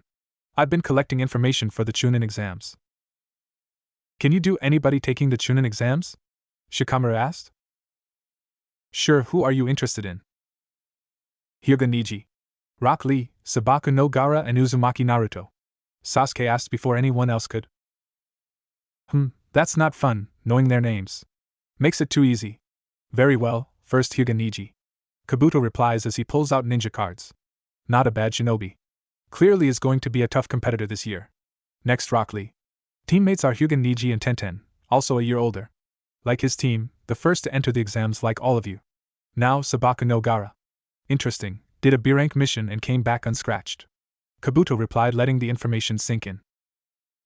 They all seemed shocked to hear a genin did a B-rank mission and left unscratched. All were wondering what was he. Next Uzumaki Naruto. He's your teammate. Blind, unable to see from an accident since the age of 4. Genjutsu and Taijutsu are 0. Written test is also a 0. Ninjutsu. Well, he manages to get a decent grade. Don't know how he became a shinobi. His stats are extremely low. What about the ninja villages? Ino asked. There are many hidden villages. However, there are only so many that even come here to Konoha for the Chunin exams. IWA is out the question. They have a huge grudge against Konoha and are still licking their wounds from the last war. Kumo too. We have also been at war with Kumo and they didn't send any genins because of constant political arguments. Kuri didn't send ending because of their everlasting civil war. So we pretty much get rain, grass, waterfall, Suna and this new village, Sound. What about this village Sound? Are they any good? Sakura asks. Nope, they are a brand new village and isn't most likely a threat. Before anyone could react, 3 figures were rushing past everyone towards the little group. Kabuto seemed to have noticed. He turns around and deflected the senbons. The guy wearing heavy clothing and bandages attacks Kabuto, nearly missing his face.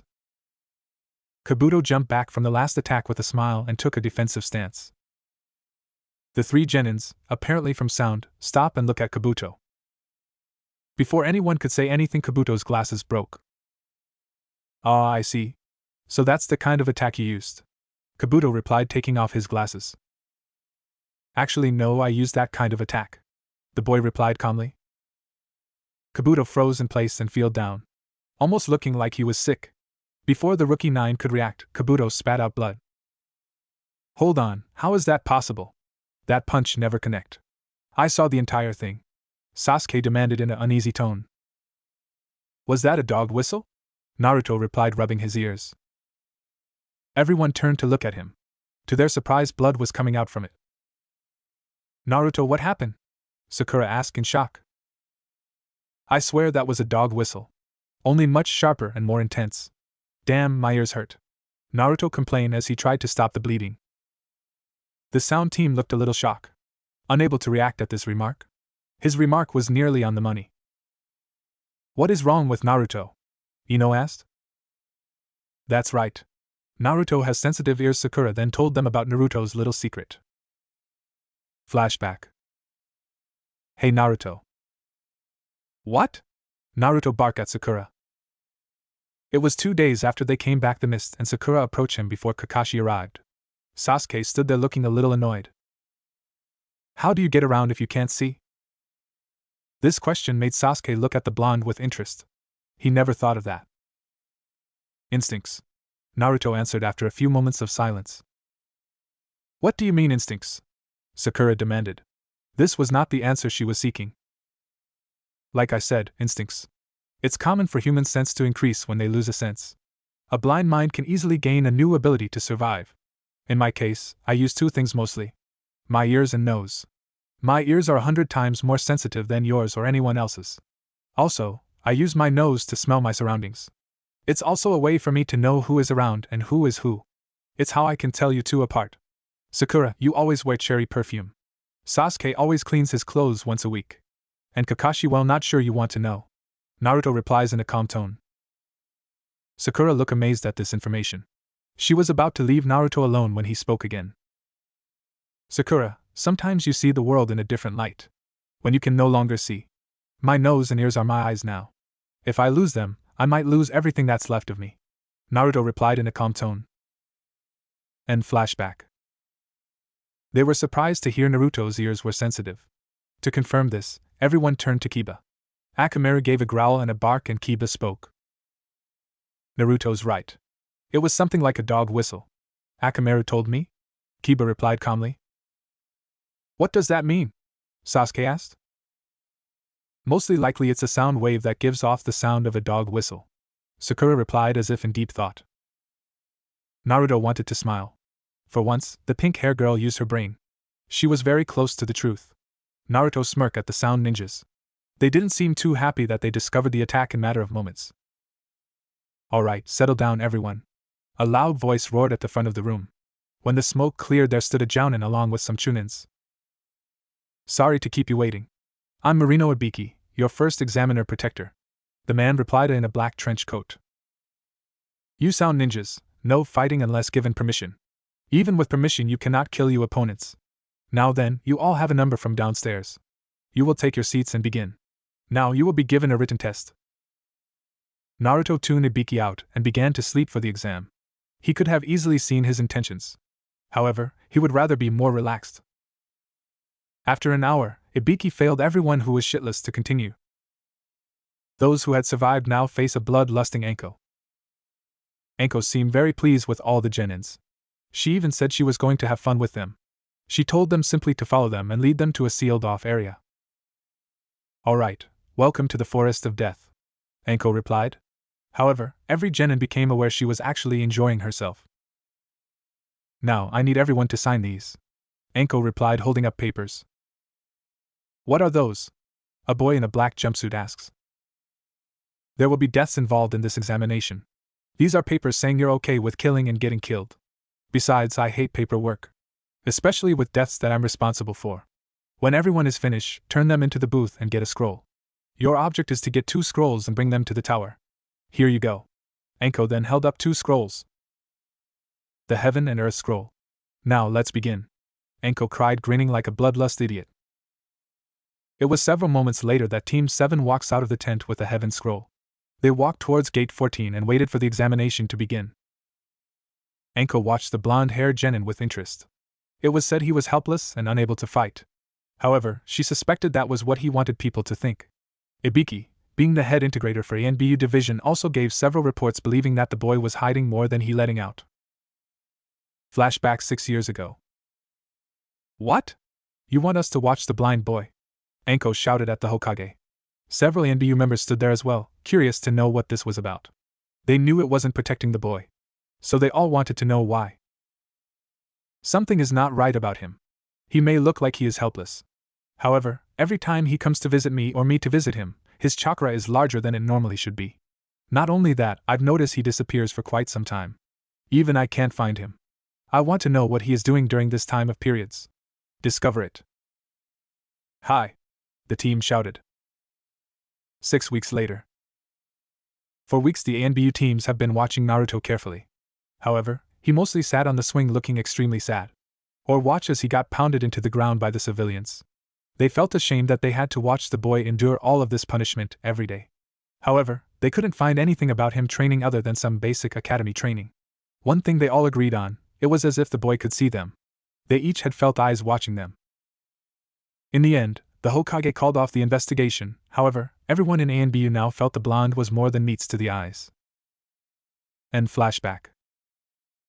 Anko knew it was no secret everyone in ANBU felt a little uneasy around the blind boy. Even Hatake Kakashi reported Naruto chakra was larger than he let out. Several people tried to spy on him, but no one could get the information they needed. Anko just sighed. She wanted to know his secret so badly it was killing her. She hopes this exam would help the ANBU bring it out. Okay, let's begin. Anko shouted as the gates swung open. Team 7. The gates swung open and Naruto, however, walked only a few feet into the forest when he called for a stop. Sasuke, use your Sharingan and find us a safe place to talk. Sasuke did as he was told and looked around with his Sharingan. He soon found a large bush that could hide anyone from view. Okay, listen up. This exam is not what it seems to be. First off, everyone is our enemy. We have no allies in this battlefield. Not even our fellow Leaf Ninja are allies. For our fellow rookies, what can you tell me about them? Naruto asked his teammates. They all look at him with confused looks. Naruto gave a sigh, he wanted to beat them up so badly. First off, Team 10. An information gathering squad. They gather information and use it to their advantage. Shikamaru and Ino gather information, Choji is their backupper. He is the backbone while those two are the brains. So their team is pretty well balanced. Then there is Team 8, our worst type of opponent. A Hyuga, a Inuzuka, a Abraham. Each of these abilities is known for tracking and scouting, also making them a survival team. I know it's nearly impossible to sneak up on an Inuzuka, however no one here doesn't know that. That information is vital to us. The same goes for a Hyuga. With their Byakugan they cannot be sneaked upon and can see through genjutsu, traps and have a 360 degree of eyesight. Not to mention they can see at night as if it was day. An Abraham can be tricky. With their ability they can know about us approaching and can defeat us in moment of seconds. Also, let's stay out of the way from Hyuga Niji's team. As combat specialists they are also not a team we want to cross. Also, let me see the scroll. Naruto asked as Sasuke pulled out the scroll. Naruto then pulled out 5 scrolls of his own. These are fake heaven and earth scrolls. While you two were standing at the gate I was creating these. Take one of each. I marked the sides to help you two tell the difference. If you get in a tight situation use these scrolls and bail out immediately. There is no telling what type of dangers. Also, I'm going to give our team a little advantage in this examination. Kirigakyu no Jutsu. Naruto replied. Instantly, mist started to appear around the area before it became thick enough to blind everyone around them. Sasuke was surprised to see Naruto knew the hidden mist technique. Even more surprised his Sharingan couldn't see any chakra. Naruto stood up. Listen, keep close to me. This mist is really thick and can block a lot of senses. So follow me. I'm used to this type of situation and keep close. Did you know about this? Sakura asked Sasuke in a low voice. No. Plus, what is bugging me is the information he has on the Hyuga clan. Not even I could get that type of information on them. He seems to be certain they would be extremely bad for us. Well, I have to agree that this situation does help us. Try to be quiet, Sakura. We don't need to encounter ninjas unnecessary here. Sasuke replied, taking off after Naruto. Sakura soon followed.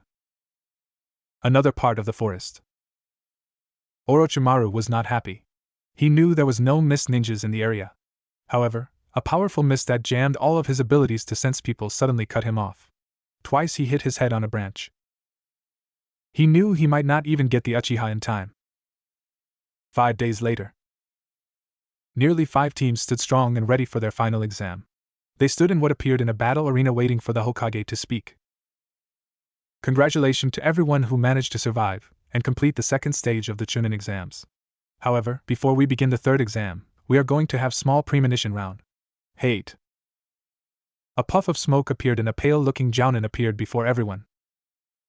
I'm Gecko Hate, your proctor for the pre-final Chunin exam. First, is there anyone who would like to withdraw from the exams? Kabuto immediately raised his hand. I give up, Kabuto shouted. You're Yakushi Kabuto. Very well, you may go. The third said as Kabuto gave a bow and thanks and walk out. His teammates stopped him and whispered in a conversation no one could hear. Naruto looked at Kabuto, curious to know why he was quitting. He was brought back to attention when Sasuke smirked as he was up first. Naruto, however, paid very little attention. Shikamaru got a victory over the sound girl. Shino also defeated the other sound guy who could spit high-pressure wind from his hands. Naruto knew he had to watch out for Shino. The 2 sand genins also defeated 2 leaf shinobi, putting them in the hospital. Ino and Sakura also ended up fighting each other. However, this was not called exciting for either had talent in Naruto's opinion. Finally Naruto's turn came. Inuzuka Kiba vs Uzumaki Naruto. Kiba boasted about how he got lucky and was going to win. I feel sorry for you, brat, just to show you some mercy, I'll end this in one punch, Kiba declared. Naruto said nothing. Naruto's staff leaned forward as if mocking Kiba to come forward. Kiba grew angry at Naruto for not even responding. Here I come, Kiba declared. He launched himself at Naruto shouting gotcha happily. This, however, was a mistake as Naruto ducked from his attack and Kiba fell and rolled until he hit the wall. Kiba got up wiping blood from his mouth he somehow got during his roll. His eyes showed the frustration. You know, you shouldn't be so loud. It gives you away in a heartbeat, Naruto replied calmly. You just got lucky. Next time you won't get so lucky. Akamaru, here you go. Kiba shouted, throwing him a soiled pill. Akamaru ate it in one gulp. Naruto didn't even show any emotions. Jujin Bunshin no Jutsu, Kiba cried as Akamaru transformed into a perfect copy of Kiba. Kiba, together with Akamaru, attacked Naruto. However, Naruto would always evade his attacks. Finally, after Akamaru got hit by Naruto's staff, he flew back on Kuniku's and his technique dispelled. Akamaru! You team! Kiba shouted. He grabbed the staff and pulled. To his surprise, it came easily. Kiba swung to hit Naruto in the head with his own staff, however Naruto evaded it and spun around in a 360-degree in his spot. Kiba then realized what Naruto was holding. His eyes opened in fear to see Naruto's blade coming closer to him. Kiba made an attempt to get out the way, however, it was too late. Everyone on the sideline watched as if time had stopped. They could only see Naruto's blade come closer and closer. Their hearts pounding, sweat dropping. It felt an eternity until Naruto's sword pierced through Kiba's rib cage and came out until the other side. Naruto showed no emotion as his sword pierced through Kiba, nor as the blood splattered everywhere. He just pulled out his sword and dropped it. He then walked up to the balcony where everyone was waiting. I'm sorry, Naruto whispered to Kurenai as he passed her. Kurenai wanted to cry. She felt responsible for getting her student killed. She could only watch as the medic shinobis placed Kiba on the rack and prepared to move her. One of the medic shinobis walked up to her. Are you Inuzuka Kiba-sensei? Hi. Please come this way. He motioned her to follow him.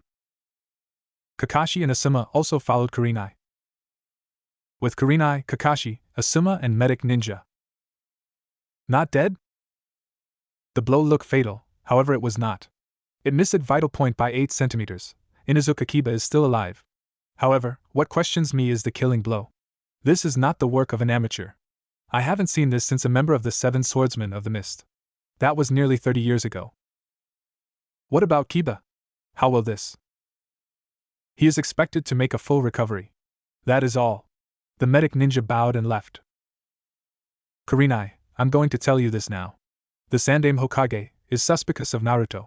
He believes Naruto is far more powerful than he appears and is not so helpless as he seems. Right now, there are A and B watching and keeping a close eye on him. This news isn't that shocking, especially after what I witnessed in Wave. Kurenai, do not tell your team until the day before the finals about Kiba. Okay. Kakashi whispered. Kurenai nodded, her interest truly piquing. Uzumaki Naruto was more powerful than he appeared. While this was true for all shinobis, but to have A and B watch your every move was crazy. Truly something else was behind the scenes. Next match, Hyuga Neji vs Hyuga Hinata. Hate called out. Kurenai, do you have a charm or something? That's the 3rd time in a row your team has been called. Kakashi joked. Kurenai said nothing. She knew he was trying to take her mind off the last match and the information she just learned. Instead, something else entered her mind as she heard Guy speaking with Neji. Neji, don't let your hatred for the main house get involved.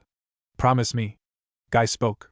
He did not speak in his usual tone, but in a serious tone, which meant he wasn't going to take anything lightly. What if I refuse? Then I'll cancel this match and give it to Hinata. Guy replied in the same tone. Neji closed his eyes. Alright, I'll keep my emotions in check. Neji walked down, ignoring Guy's look on his face. Hinata stood there looking extremely nervous. Hinata-sama, before we begin, I have some advice for you. Give up. Neji replied in a calm manner. Hinata looked shocked. You're nothing but a spoiled child from the main house and has no skills whatsoever to belong here. I offer you this chance to walk away and don't get hurt. After, a spoiled child will always be a spoiled child. Neji smirked to see Hinata panicking. She didn't want to give up, but she wanted to prove to him she was no spoiled child and she was different. How could she do that? How could she stand up to her father if she couldn't stand up to Neji? The clan would disown her if she couldn't stand up to a branch member. Naruto, however, saw the mind game Neji was playing. He decided to add his own 2 cents in this fight. Only a coward would say such words. A coward who is afraid of fighting and facing an opponent who can do those things. A coward would only say it's impossible to change things because they say so. Naruto replied. Hinata looked at him in shock. Hinata, why don't you prove him wrong? Why don't you fight? Naruto asked. Naruto-kun. Hinata thought before looking down at herself. She immediately started to remember her father, her sister, her family, and everything she knows. How much she hated it and wanted to change.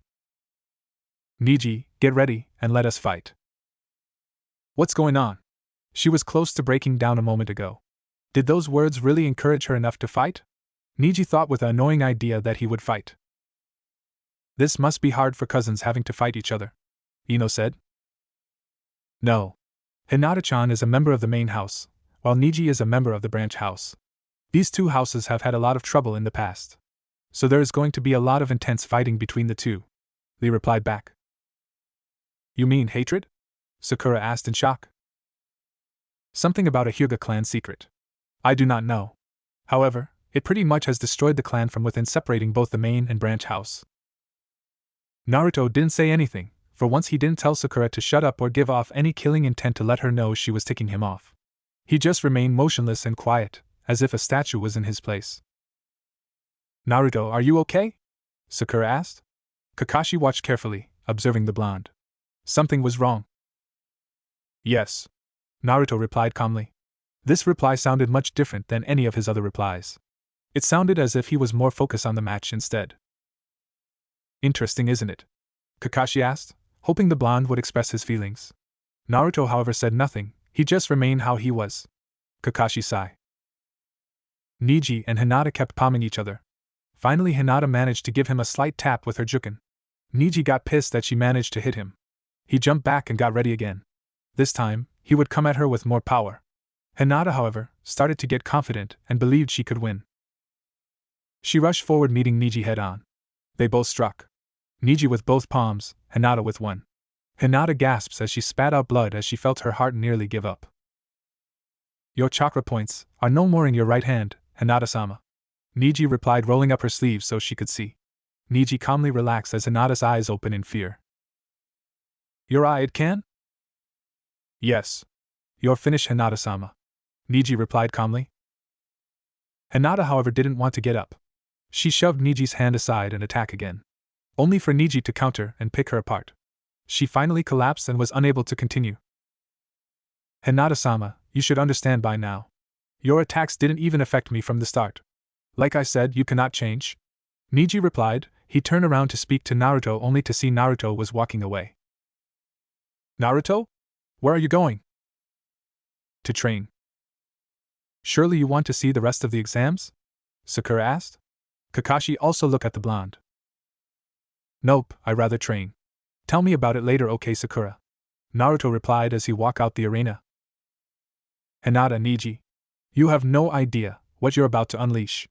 Thanks to you two, my training will finally be complete. I thank you? Naruto thought with a passion as he disappeared from the tower. Naruto walked towards his apartment when he felt a presence behind him. What is it? Kakashi? Naruto replied. Kakashi froze at the name. Naruto didn't call him sensei. The only time Naruto just called him by his name meant he wanted to be alone. Naruto, I know I haven't been much of a sensei for you, so I'm going to train you after the Chunin exams are over. Sorry, Naruto, but I promised Sasuke I would help him train for the finals. But don't worry, I found someone who will overlook your training. Kakashi replied, hoping to get an expression from the blonde. No thanks, I'm going to go train on my own. I don't need any help, Kakashi-sensei. Thank you though. Naruto just walked away. He didn't look back and disappeared into the crowd. Ebisu walked forward and stood next to Kakashi. Why didn't you stop him? Because he has to learn. He is still young. I believe he can do the things he can do. Anyways, try to get him to train. It would be good for him. However, could you try to pester him to let you train him? Kakashi walked away. Naruto, you are a better sensei than I am. I'm a failure in so many ways despite being called a genius. I've always failed time and time again. You knew what's it like to teach others because of your fate. Naruto, please forgive me. Kakashi thought as he pulled out his book. Naruto walked over to where a waterfall was flowing beautifully. Naruto, however, took no interest in that. He immediately began to train. He reached in his pocket and pulled out a scroll. A sword popped out of the smoke. This sword was flat and about half the size of Naruto. Naruto is still small, so this sword is common to be nearly half his size. He is still the same height he was in the manga and anime before Shippuden. Naruto released his chakra and jumped in the air and swung his sword. Ebisu, who was watching, jaw drop in shock. Naruto knew chakra manipulation. This was something even high-level jonins had trouble with. Before he could move, Naruto swung his sword and a wave was shot out. Naruto cried Kaze Kirite. The whole area erupted with explosions. Ebisu flew back unconscious, shocked to see such power. I don't like people watching me, Naruto replied calmly. Naruto paused and noticed he also destroyed the woman's hot springs bathhouse. It was only then the woman noticed someone was standing there peeking through the little hole. They screamed and covered themselves up and ran for their lives. What are you doing? Naruto asked, walking up to the old man. He rested his sword on his shoulders. The old man looked shocked to see all the beautiful babes run away. He was about to give the young boy a piece of his mind when he noticed two things. One was the boy was blind. Two was the sword on his shoulder. Impossible, that sword is Kikin. Where did this Gaki get it from? Surely not from his mother. Nor his father, so where? Old man, you okay? Old man. I have a name, you know. The pervert shouted. Really, you just seem like a plain old pervert to me, Naruto replied calmly. He gripped his sword tightly. It was most likely this man recognized his sword, which he thought was impossible. However, what worried Naruto was the amount of chakra he had. It was nearly as massive as the Sandaime Hokage. I'm not a pervert, I'm a super pervert, he cried, getting into a little stance. Naruto walked away, clearly not interested. I hate perverts, Naruto replied calmly. What you doing? The old man asked. Training, Naruto replied calmly. What's your name? None of your business, Naruto replied. The old man was walking beside him and wouldn't leave him alone. Finally, Naruto stopped and pointed his sword at his throat. Leave me alone. Look, Gaki, you're interesting. How about I teach you a few things? No thanks. I'm merely preparing myself to fight against the Hyuga in the Chunin exams final, Naruto replied calmly. Oh, you're in the finals of the Chunin exams. Also, your opponent is a Hyuga. Not good for you, is it? To be honest, I don't know if the Hyuga is my opponent. I'm just training to prepare for him. So who is your opponent? I don't know. Who are you and why won't you leave me alone? Look, Gaki, before asking someone else's name you should tell them yours first. Naruto looked like he was going to explode. After taking a few breaths, breathe out Uzumaki Naruto. I was right, Kushina's and Minato's kid. It seems Sarutobi-sensei was correct. He can no longer see, however, he seems to relay on chakra around him to move and fight. I'm Jiraiya, also known as the legendary Toad Sannin. Naruto finished. Now Naruto's interest was peaking. He didn't expect to meet two Sannin in less than 5 days. Would he meet the third? Oh, so you heard of me. I must be popular. Actually, I heard of you from Orochimaru. Jiraiya's face fell. You know Orochimaru? Not really, met him in the forest. He bit the back of the neck on my teammate. Gave him some sort of seal. He talk about you in a bit. Said I reminded him of you? In a negative light, Naruto replied. A/N, remember, the events of the Forest of Death hasn't been written down. I will reveal it in about 4 or 5 chapters from now. So Orochimaru is here. Take it you two are not on good terms. Nope, not really. Anyways, how about I help you with your training? Sure, Naruto replied. This time he was more polite. After all, how many times do you get offered to be trained by a Sannin themselves? Okay, do you know what a summoning contract is? Yes. I have 2. Naruto replied and removed his arm guards to show Jiraiya 2 summoning tattoos. Jiraiya raised his eyebrows when he saw the wolf contract. However, he truly panicked when he noticed the other contract. The Phoenix. Not only does he have one, but he has 2. I'm amazed the wolf boss actually allowed someone to summon him again. What worries me is the Phoenix. Not once has anyone ever managed to please the Phoenix. If he managed to do that, then how powerful is this Gaki? Well, that's rare. However, how would you like 3? The Toad contract. Correct. Jiraiya formed seals and summoned a frog. The frog was bigger than Jiraiya. Naruto felt a little tense when the frog opened its mouth and spat out a summoning contract. Sign it with your blood. The seals are. Naruto fell to death ears. He looked at the name besides his empty slot. Namikaze Minato. So the 4th was trained by Jiraiya the Toad Sannin. I get the feeling he will become a better sensei than the Kakashi. After all, Kakashi has helped me with my new jutsu without realizing so. Naruto signed the contract and bit his thumb as he formed the seals he saw Jiraiya do earlier. Ichi placed his hand on the ground. Before Jiraiya could react, he now saw the toe of the Toad boss Gamabunta. Jiraiya, where the hell are you, you pervert? Gamabunta roared. Down there. Naruto replied, who was standing on the boss's head. Who are you? Uzumaki Naruto. Did he say Uzumaki? I thought they were Wipeout. This kid, is he Minato's child? Don't lie to me, kid. You need 100 years before you can summon me. Naruto said nothing. True, he had to go through the same ordeal with his Wolf and Phoenix contract. So Naruto jumped off Gamabunta's head and bit both thumbs and rubbed them on his seals. He then clapped his hands and formed some seals. Niju Kuchios no Jutsu! Naruto cried. For a moment Gamabunta and Jiraiya leap off towards his death. However, when he formed his seals and shouted those words, they froze in shock. Did he say a double summoning jutsu? Is that even possible? Jiraiya thought. He was too shocked to move when a wolf's paw nearly stepped on him. Naruto, why did you summon us? The wolf spoke. Shiken-san, Cookie-san, merely to meet my new summoner. Naruto spoke in a calm and respectful voice. Most likely to prove you were worthy of the Toad summoning contract.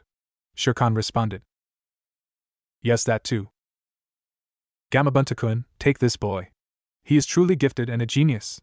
The two of us know, we work with him for a while through our children, and they have said nothing but good things about this boy. Cookie responded in her beautiful soft voice.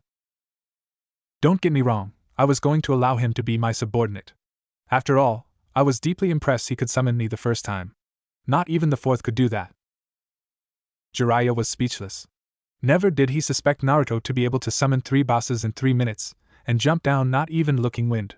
The bosses all disappeared, leaving Jiraiya and Naruto alone. Minato, did you create a prodigy? Jiraiya knew he was in for one crazy month. 1 month later. The federal lords were being carried by their guards and being protected by their shinobi. Alone sitting on a pole sat a shinobi with long blonde hair. Dressed a lot like Hai from Yu Yu Hakusho and similar to Sasuke in the Chunin exams.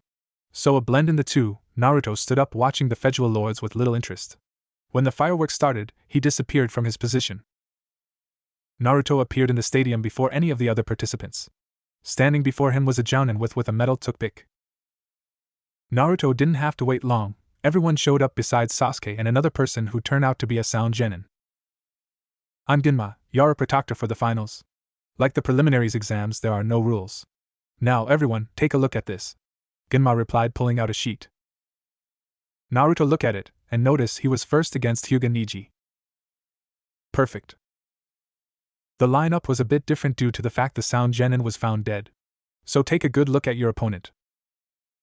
Okay, Uzumaki Naruto and Hyuga Niji is to remain here while everyone else goes up to the waiting room. This guy isn't the type to quit even if I tell him it's useless. However, I'm not going to waste my time with him. I'll end this in one blow. It's useless. A blind boy against Niji is an embarrassment itself. He stands no chance against Niji's offense and defense. Tenten thought with pity for Naruto. Watch closely, Hanabi. Niji is gifted and the Hyuga clan is very rare. His talent is even greater than your sister. Greater than Nei-chan? The young girl asked her father. Perhaps even greater than you. The little girl's eyes opened wide.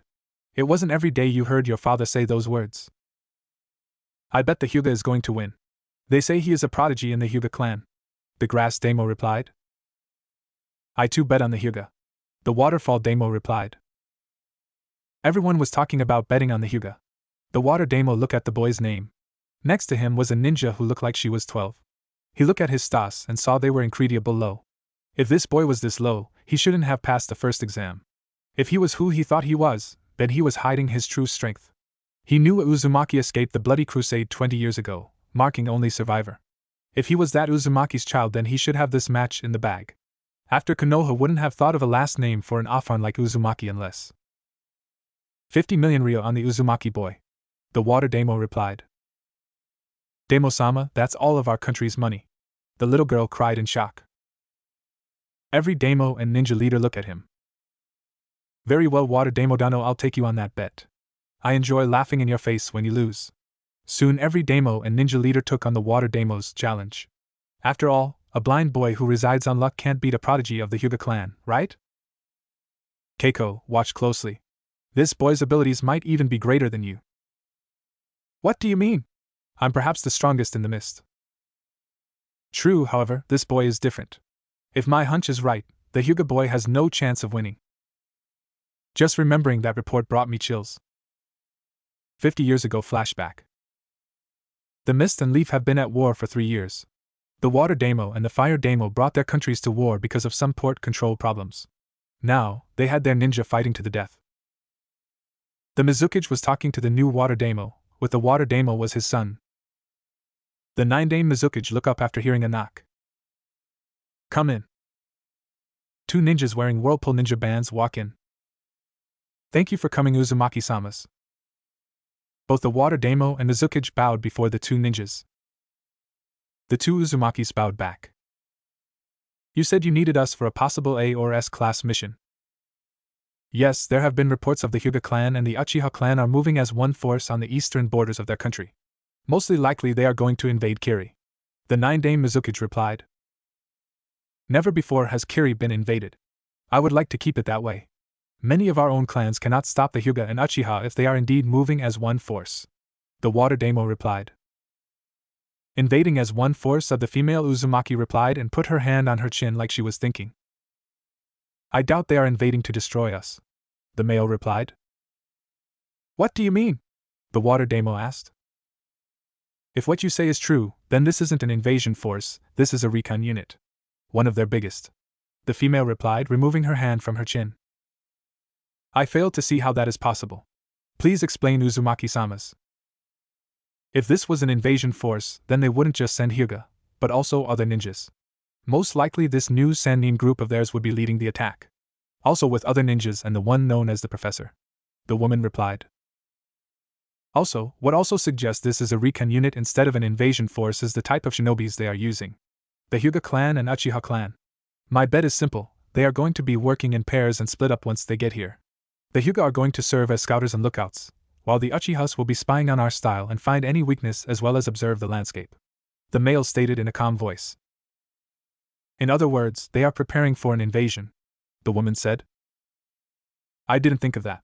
The 9-Dame Mizukage replied, sweating at the thought of the Leaf's success of this mission. What they say makes sense. I can see now. Hyugas and Uchihas as a recon unit. This way they can most likely complete all the information they need less than 1 month. The Water Daimyo panic at the thought. So our mission is to prevent them from entering Kiri? Correct. Then we should start it. The 2 of them disappeared. 10 days later. Mizukage-sama. The Achunin shouted. The Mizukage was talking to his ninja heads and didn't like to be interrupted. Do you have something to say about interrupting this meeting? The Hyuga clan and Uchiha clan has suffered heavy losses. They have retreated back to Konoha. The 2 Uzumaki-samas did it. They forced them back. Do they need treatment? No, sir. They came back unharmed. They are a bit tired though. The Water Daimyo looked shocked. He suspected they would have been heavily injured. When the Whirlpool Daimyo offered him his help in the war, he strongly suggests to use the Uzumakis as the front lines general, or on tough missions. The Water Daimyo laughed at his face, saying his 7 swordsmen were good enough. The Water Daimyo heard they were good, but he believed his swordsmen were better. Then the Whirlpool Daimyo offered him a deal. If he won, Kiri would split everything with them 50/50. If they lost, Kiri would gain full rights in Whirlpool. They passed. End flashback. Keiko, your abilities with water are second to none. However, this boy is to be feared. Do not underestimate him. He comes from a line of family that served as guardians for Mist and all of the water countries. Keiko looked at the Water Daimyo. She didn't like that sound of what she heard. If the Water Daimyo was right, then Kiri would become much more wealthier. However, if they lost, they would be in debt that they might not come out of. First match between Hyuga Niji and Uzumaki Naruto begin. Genma shouted. No sooner had he said those words, Niji rushed forward and struck Naruto in the heart. Game over. Niji replied with confidence. Hey Niji. Is that all you got? Naruto asked. Niji jumped back in shock. Naruto didn't seem affected by the struck. You seem shocked. Let me explain. When two chakras bump heads, it's only natural the weaker one will crumple before the strong one. Looks like I was wrong about you. If Juken is all you know, then you should give up. You can't beat me with Juken. What did he say? Niji, however, didn't move and started to get frustrated. Niji rushed forward again. This time, Naruto reached for his sword that was on his lower back. The sword is a flat katana, similar to Sasuke's, and Naruto's wears it like Sui Fang from Bleach. Kaze Kirite, Naruto replied. He swung his sword and Niji felt himself getting pushed back into the stadium near the wall. The Anbu standing there looked shocked. Among the people who were shocked were the Demos for such power in a short time. Many glared at the Water Demo as if questioning what did he know about this boy. Even the Fire Demo looked at the Water Demo. This event was unexpected. Among the shocked people were Temari, Baki, and half of Suna ninjas. They just heard of a wind technique never heard of. Not only that, it clearly was powerful. The technique destroyed and split the stadium in half. Thankfully, no one was hurt. The blast destroyed one of the stairs and the roof. What was that? Kaze Kirite, a wind jutsu used for short to long range. It's an A-rank attack. However, I lowered the power so I wouldn't kill you or anyone else. I'm surprised though to see you're still able to stand. However, the fight is over. You can't continue. How in the hell did you block my attack? Are you seeking vengeance for what happened to Hinata-sama? Hinata? You think I did this because of that girl? I didn't care if you had killed her. I just wanted her to fight. While I'll admit she did do a great job helping me without knowing she was doing so. She and you have served your purpose. As well as the Hyuga clan. I thank you. Every Hyuga in the stadium looked shocked at Naruto's words. Even several shinobi looked shocked. What in the hell do you mean? Niji demanded. Naruto walked calmly towards Niji. Very well, I shall tell you. I'm sick and tired of hiding who I am. So I'll tell you. Everyone was now listening very closely. When I was 4, I lost my sight from an explosion with toxin waste.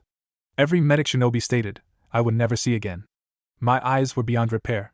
That was the last time I ever been to Konoha's hospital.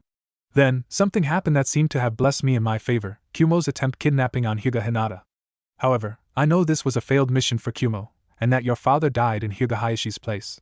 However, I asked the Sandaime Hokage what was so great about Hyuga clan and why would they try twice just to get a Hyuga.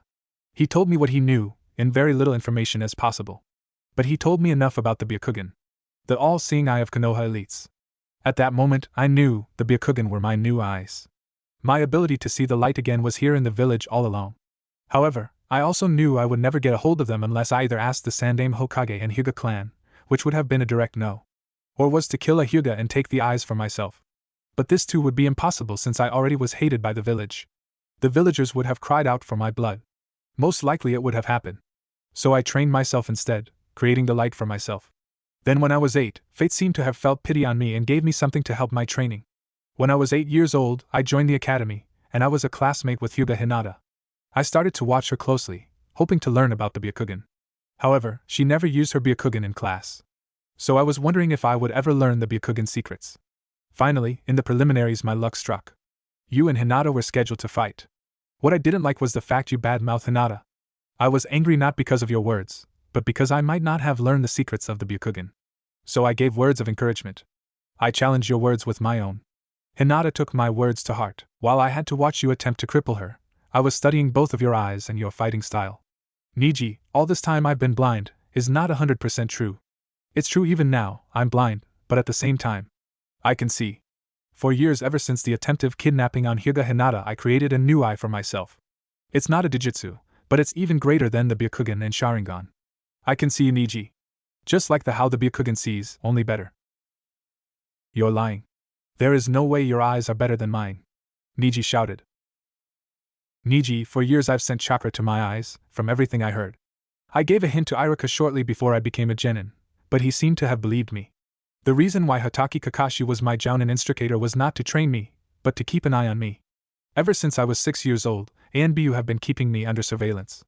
However, I was careful and made sure I didn't give any slips about my abilities to the Sandaime Hokage.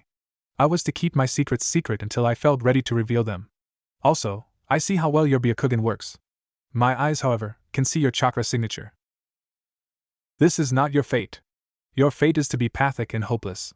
Niji shouted. angry that Naruto had managed to create such a powerful eye compared to the Byakugan. Many people were impressed he knew so much and did something that turned a disadvantage into his advantage. Naruto said nothing and showed no emotion. My fate. Neji, do you want to know why I'm revealing this now? Why after so many years of keeping all this secret, and I'm just now revealing this? Neji said nothing. He too was curious. So was everyone else. I'm a Jinchuriki Neji. A sacrifice human. When I was 5 years old, the Konoha Council made a decree. A death sentence for me. When I turn 15 years old, they will perform the sealing ritual, removing it from me and killing me. You see, Neji, there is truly 2 ways to kill me. One is to make my heart stop completely. The other is to perform the unsealing ritual on me. The Sandaime Hokage, along with half the council, were sweating bullets. How in the hell did he found out about that? What are you talking about? What the hell is a Jinchuriki? Naruto looked a little taken back.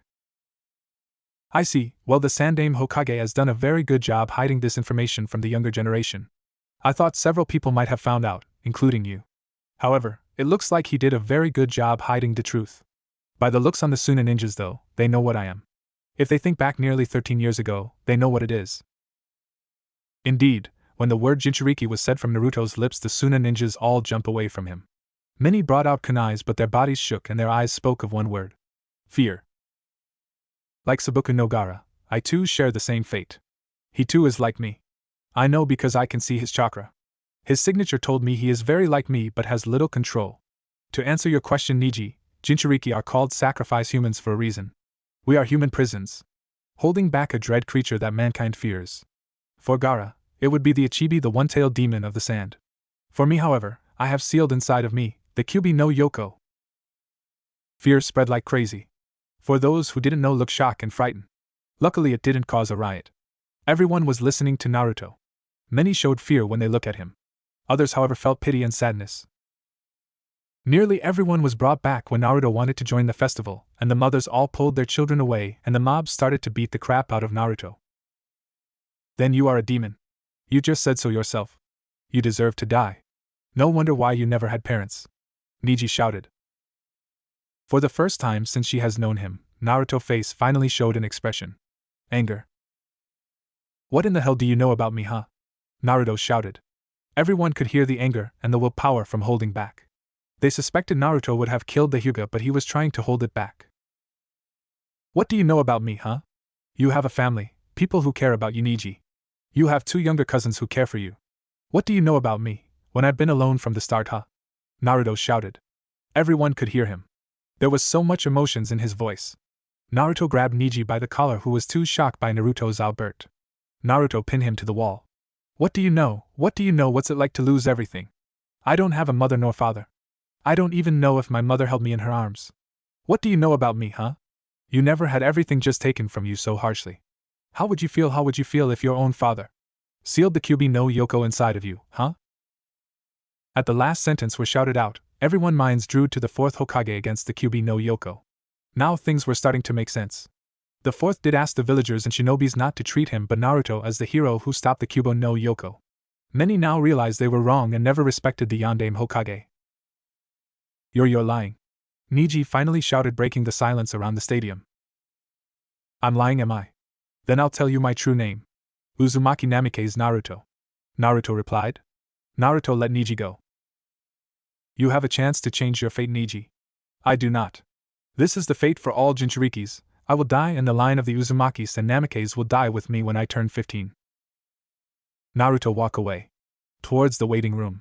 Genma finally snapped out of his little shock and replied, winner Uzumaki Nar Uzumaki Namikaze Naruto.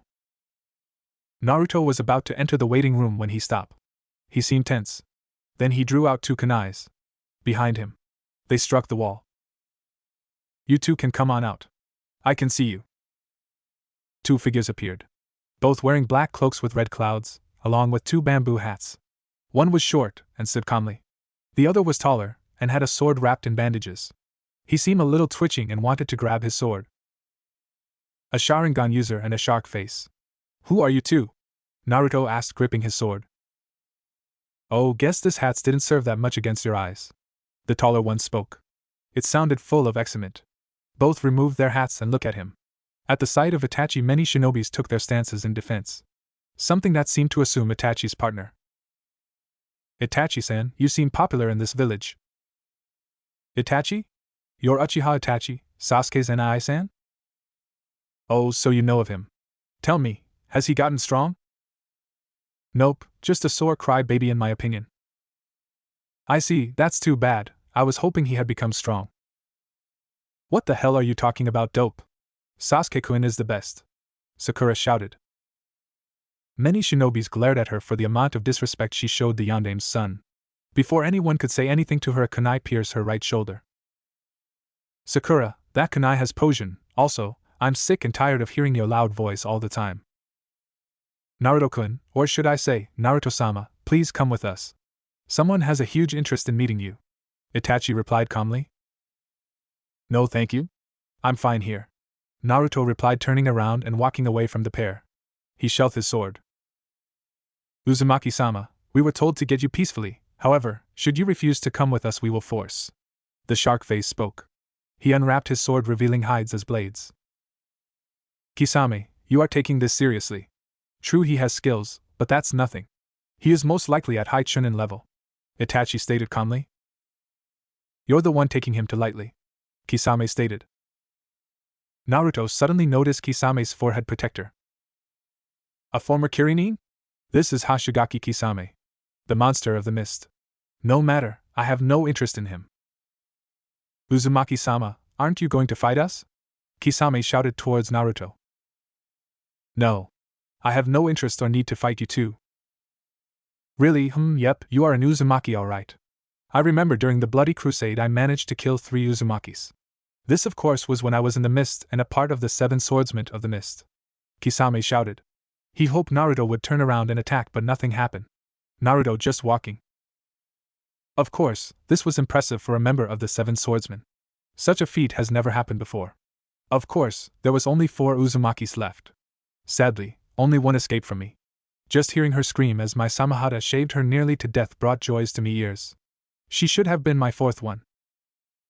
Not interested. Naruto shouted. Even if I told you her name was Uzumaki Kushina? Kisame shouted back. Naruto stopped dead in his tracks. His hands on the door, but he did not move. Then before anyone could see, Naruto's sword came crashing down on Samahata's. You tried to kill my mother? Naruto shouted. Itachi, however, stood a little shocked. Just a moment, I thought I lost him. Kisame smirked, however, inside he was worried. He recognized the sword. The Gaki has Kikken. How did he get a hold of that? Looks like I'm going to enjoy shaving you to death. Plus a reward for 90 million ryu for your head, Uzumaki-sama. Kisame shouted. Naruto said nothing but let his chakra rise. Naruto jumped back and shouted Kaze Kirite. Kisame brought his Samahata up and destroyed the wind that was coming towards him. Nani! Naruto shouted. My Samahata not only shaves, but devours chakra. Kisame shouted. Kaze Kirite. Naruto cried, attacking again. That's pointless. It's just a waste of chakra. Kisame shouted, bringing his Samahata to deflect the attack. When he looked at Naruto again, he was shocked to see Naruto's sword inches from his face. Kisame dodged the blade but looked shocked when he felt a cut on his face. As expected, Uzumaki-sama. Naruto jumped to the rail and leaped into the air. Kisame followed him. Kaze Kirite. Naruto roared, swinging his sword at Kisame.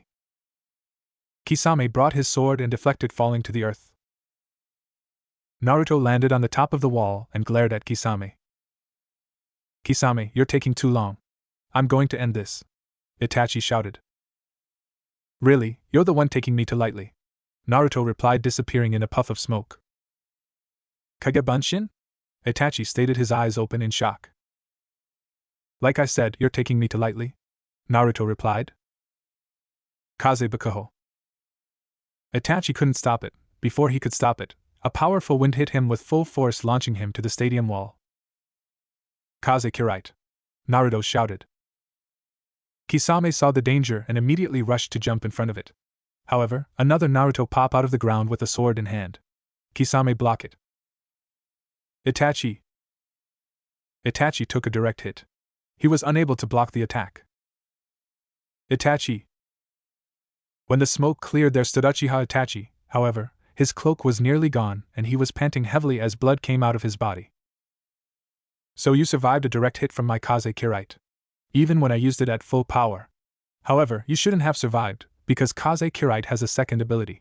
Naruto replied calmly smirking. Itachi's eyes opened wide when he felt something sting him. He kneeled over and started coughing. Kaze Kirite can shut down all chakra in a certain area it touches. That's why it's called the Wind Cutter. Because it cuts through chakra and shuts it down. Naruto replied. Both Narutos disappeared in a puff of smoke. Both of them were Kage Bunshins. Then where is he? Kisame shouted. Behind you. Kaze Kirite. Naruto shouted. Kisame turned around unable to fully protect himself from the attack. Kisame jumped back trying to stop the bleeding from his leg. He was frustrated. The brat was even better than he originally thought. Never before has this happened to him. What's taking so long? The brat is even better than we expected, Kisame replied. You're telling me you can't get a low-ranking genin? True. His skills are even greater than an ANBU captain. Capture him now. Permission to use lethal force, Kisame replied. Denied. If we use lethal force we will live ourselves vulnerable to the ANBU here. We must be fast and strong enough to outrun them once we have the boy, Itachi replied. You're not understanding the situation. Itachi, he's a Uzumaki. We have no choice but to use lethal force. I thought the two of us would be good enough. We must use lethal force, Kisame shouted. What does being a Uzumaki have anything to do with? You seemed very excited to challenge Uzumaki Naruto. You asked you and Itachi be the ones to bring him to headquarters. Now you're saying he is dangerous because he is an Uzumaki? Uzumaki is just a name. Kisame, you saying he should be feared because of that? Who are you two talking to? Naruto spoke. Itachi and Kisame look a little taken back. What are you talking about? We are merely speaking with each other, Itachi stated calmly. It's take you nearly a minute to respond back. Also, you may have every else fool with that little code talking, however you can't fool me. Don't forget, I can see chakra. And someone else's chakra is here even though they are not here. I asked again, who are you talking to? Itachi and Kisame said nothing but remained silent. You have no equipment on you yet you are talking to someone. Who is it? Again silence met Naruto's demands. Could it be the leader of your organization, Akatsuki? Immediately, Itachi and Kisame's face showed shock and surprise. Permission to use lethal force granted. Capture him at all costs. Find the source. Pain orders. I don't know how you heard about us, however, no more Mr. Nice Guy. You are coming with us no matter what, Itachi stated. Jump back as Kisame's chakra rose. Samahada Junsatai Kisame shouted. Immediately, Samahada's hides grew and soon spikes stood on the sword. Kisame pointed his sword at Naruto and roared. Kasuaho hundreds of spikes were fired at a rapid speed towards Naruto. Naruto spun his sword and shouted Kaze Keishu. All the spikes that were shot out of Samahada only to be destroyed just inches from Naruto. Naruto looked behind him to see Itachi coming at him with a kunai in his hands. Naruto ducked and jumped to the side. Suiton, Suikoden no Jutsu Kisame shouted. Kaze Kirite Naruto roared destroying the water missile with his attack. Naruto jumped back and formed some seals. Sanjikuchios no Jutsu Naruto roared. What did he say? Kisame said with his eyes open in shock. 3 large summoning appeared from the smoke. A wolf, a toad and a phoenix stood there while Naruto stood on the toad's head. Kisame threw his sword in the air and clapped his hands together. He took a deep breath and drew back. Suiton Baku Sui Shuha. Large water spat out of Kisame's mouth and Kaise's caught his sword with ease. He stood on top of the water. When the water calmed down Kisame formed seals once again. Kuchios no Jutsu. As I thought, he summoned sharks. A massive great white shark appeared out of the water. Kisame, why have you summoned me? Simple, that brat summoned 3 bosses at once. Do not lie, Kisame. There is no such jutsu. I did not believe it either, however the brat did it. Also, this might interest you, he's the last Uzumaki. You lie. There are no more Uzumakis left. The Sandai Mizukichi had them hunted down. Are you just saying this to get me to fight? Remember Kisame, you killed 3 Uzumakis. You're forgetting the 4th Uzumaki I encounter. She escaped the crusade and made refuge here in Konoha. She had a son. This boy is her son. Uzumaki Kushina. That's right, I did hear she did escape the crusade, after the beating you gave her. The rest of the Uzumakis quickly were killed as well. I heard they burned down everything they owned too before Kiri's army defeated. Such a shame it nearly cost them their entire force just to kill 6 people. When Kisame's jutsu hit, the 3 summoning took leave. Shirkan jumped onto the roof while Gamabunta jumped on the water and Cookie took to the air. Shark Mida never had any. Shirkan replied in a tough voice. Oh, Mutt, keep your mouth shut and learn your place. The shark roared. Gamabunta merely took a puff and let out a smoke from his pipe. The smoke went into the eyes of the shark and he gasped out the smoke. Hey, frog legs, are you asking to become a part of my stomach? Nope, merely enjoying my time as the dead shark meat is present to my children. Gamabunta spoke calmly. He gripped his dagger, which appeared more like a sword to many shinobis. Genma jumped to the rail and watched with interest. He looked at the Hokage and saw he did not give the signal to attack. Hokage-sama, how long will you let this go on? Itachi also noticed the Sandaime Hokage did not order his ninjas to attack and defend the Yondaime's son. He was wondering what was going on with the Sandaime Hokage. He didn't know a mystery surrounded the boy. Was the Sandaime Hokage hoping today would reveal the mystery? Let's do this, Kisame shouted. No need to tell me, I already know. The great white shark disappeared into the waters and quickly Naruto formed seals as Gamabunta seemed to get bigger. Then without warning, Naruto blew out fire from his mouth as Gamabunta released oil. Katan, Gamea and Naruto roared. The whole area was soon erupted with hot fire. Anyone like roasted shark? Naruto called out. At that moment, the great white came out seeming as the boiled took started affecting on his skin. Damn brat, Suetun, Suikoden no Jutsu. Kisame roared. Gamabunta formed a tiger seal and cried. Suetun, Teppadama?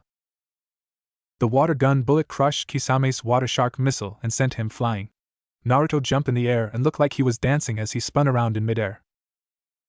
Kisame quickly landed. As he did, he looked up to see the brat was not standing on the toad. He looked in the air where Naruto was spinning around slowly. What scared him was Naruto's stance.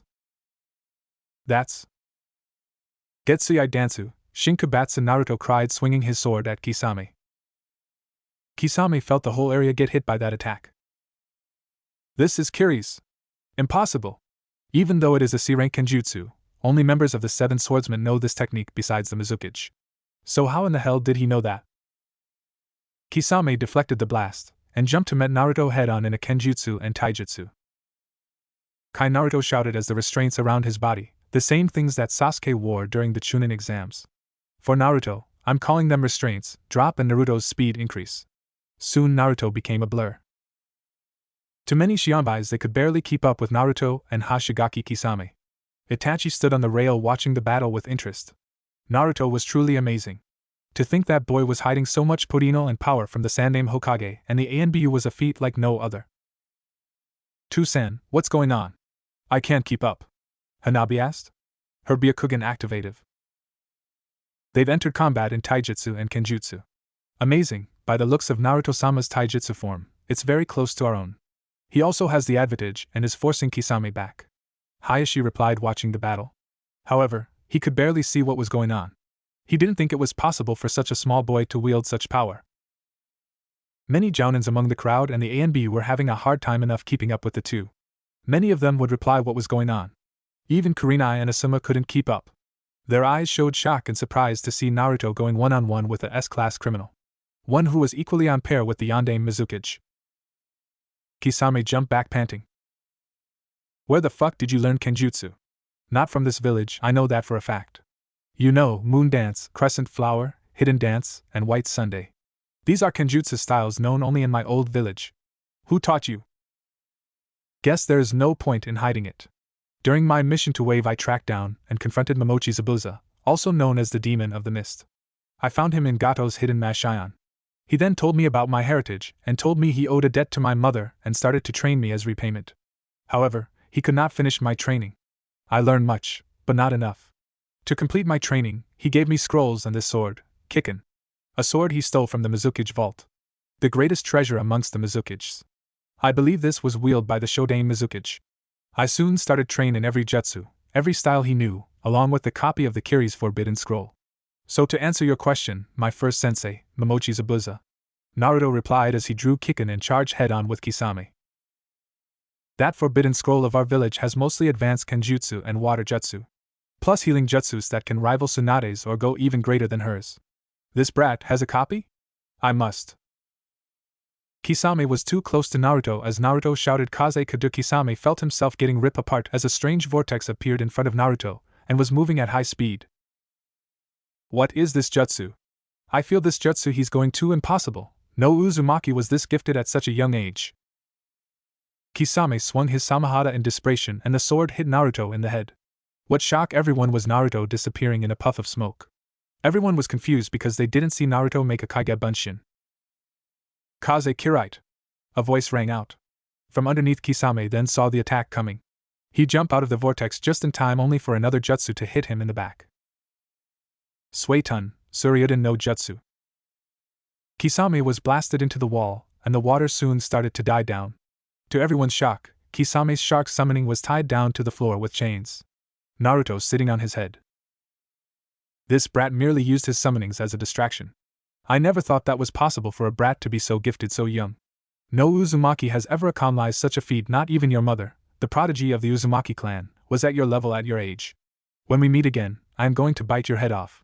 The shark replied, disappearing in a puff of smoke. Naruto's summonings, however, remain, watching the fight with interest. Kisame got up and stood near Itachi. Kisame grinned angrily as Naruto walked towards him. This brat, he figured me out so quickly. Not even his mother could do that. I have no choice, I must use that jutsu. Kisame set down his Samahata and formed seals at a rapid pace. Unfortunately, Itachi noticed the seals Kisame was forming. Stop, Kisame. Our orders are to take him alive. That jutsu will. Itachi never finished as Kisame formed a ram seal and cried. Suetun, Sayatsu Bakahatsu. Water started to from behind Kisame and move at a fast pace. What is this jutsu? I can see you've never seen or heard of this jutsu before, Uzumaki-sama. That's because this jutsu is my own creation. My own design. The jutsu that put your mother on a very thin line of life and death, and the jutsu that killed the 3 Uzumakis. Moving faster than 400 miles per hour in a second will destroy anything in its path. Say goodbye. Kisame shouted. The jutsu fired with massive wind pulling everything in its path. The wall quickly got destroyed, however the jutsu continued, taking the trees and the earth as well. Finally no one could see it anymore, but they could hear it continuing. Before anyone could say anything, Kisame let out a scream and clutched his right shoulder, which was dripping with blood. I cannot believe you made me use that jutsu. I was saving that for later. Naruto replied, looking at Kisame, who fell to his knees. Itachi's eyes were open wide in shock. Shocking, he couldn't believe what he saw. Just as Kisame's jutsu hit him, I thought he disappeared. He made no seals or hand seals. What happened? Hayashi was just as confused as Itachi. He noticed Naruto was in 2 places at once the moment Kisame's jutsu nearly touched him. What technique did he use? Was it a jutsu at all? The Sandaime Hokage along with several other shinobis were just as curious. How did you evade that jutsu? It's the 3rd fastest jutsu out there. You might as well put it as the 4th fastest. This jutsu I used is even greater than my father's Hiraishin no jutsu. Nani? Kisame shouted, his eyes open wide in fear. Many shinobis also looked shocked. Shortly after I learned about my father, I learned of his Hiraishin no jutsu. I also heard of the stories about how he used a jutsu that allowed him to kill 100 ninjas in a second. I also wanted to learn this technique. However, I knew I would never get it in time. So I turned to another method. I watched ANBU and many jounins use Shunshin. I studied the technique behind this jutsu, and soon discovered how to perform it. The person who was the most helpful was Hatake Kakashi, who would always use Shunshin to appear and leave Team 7. I just completed this month. I call it Shuinpa. That's why I like to be called Kanpaku. Naruto replied calmly. Why, you little, Kisame growled as he swung his sword at Naruto. That's useless. Naruto replied behind Kisame. Kisame was holding his wrist, which had been severely cut by Naruto. Kisame kneeled down holding his wrist that was bleeding very badly. As if time itself has stopped, I can move anywhere, lightly without sound, and attack anyone I want to. Naruto replied as he reappeared next to Kisame as Kisame's stomach was cut wide open. Everyone was shocked to see such a technique. Many who have seen the fourth technique knew this was even greater. That means many of my techniques won't work on him. All this time, he was merely toying with Kisame. How powerful is this boy? What does Kisame know that I do not? Naruto pierced his kick into Kisame's shoulder after he brought up his hands to block the blow to his chest. That wasn't so smart, Hashigaki Kisame. Let me explain, the killing blow could have given you less pain. Now, you are going to feel your body get destroyed from the inside. Kikken has a very unique ability for people who have wind element chakra. Currently, as long as my hand remains, the blade is releasing small blades of its own.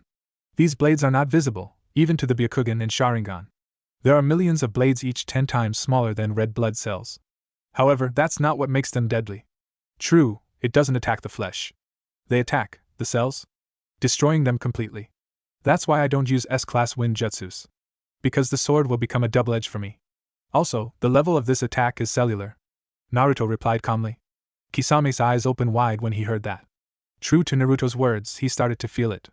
His shoulder went completely numb. Now he was starting to feel it in his arm. Don't bother, Itachi. You can take those kunais and shurikens away. I can see your every movement. Naruto spoke out without looking at Itachi. Itachi remained to have an expressionless face, however, dropped the weapons nonetheless. Itachi, do you know why Hashigaki Kisame was boasting about killing 3 Uzumakis, and why he was so afraid that if he didn't use his full strength he would lose? Naruto spoke calmly. Everyone was looking at him. Uzumaki was a clan of some sort? If so, did they come from the mist? This thought rang through everyone's head.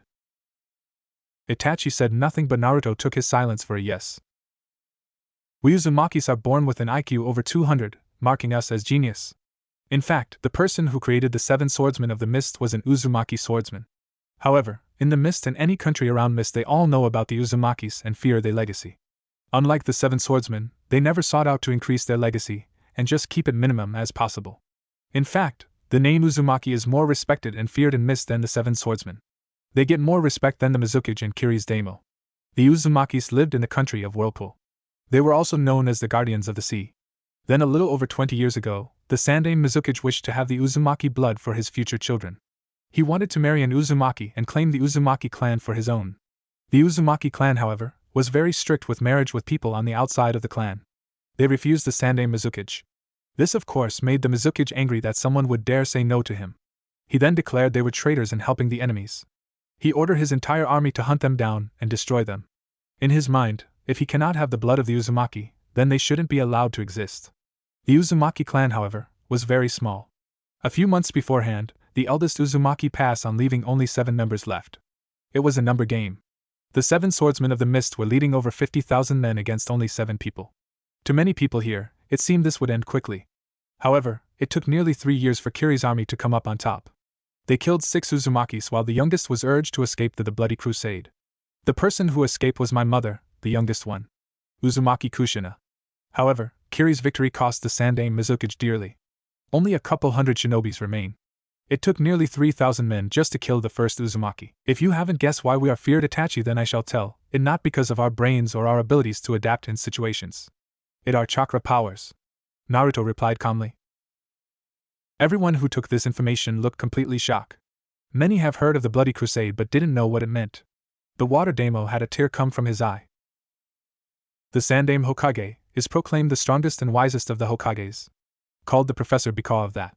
However, for me, because of my mother's blood that runs in me, I have the ability to become even twice as smarter and perhaps 3 times stronger than he was in his blood.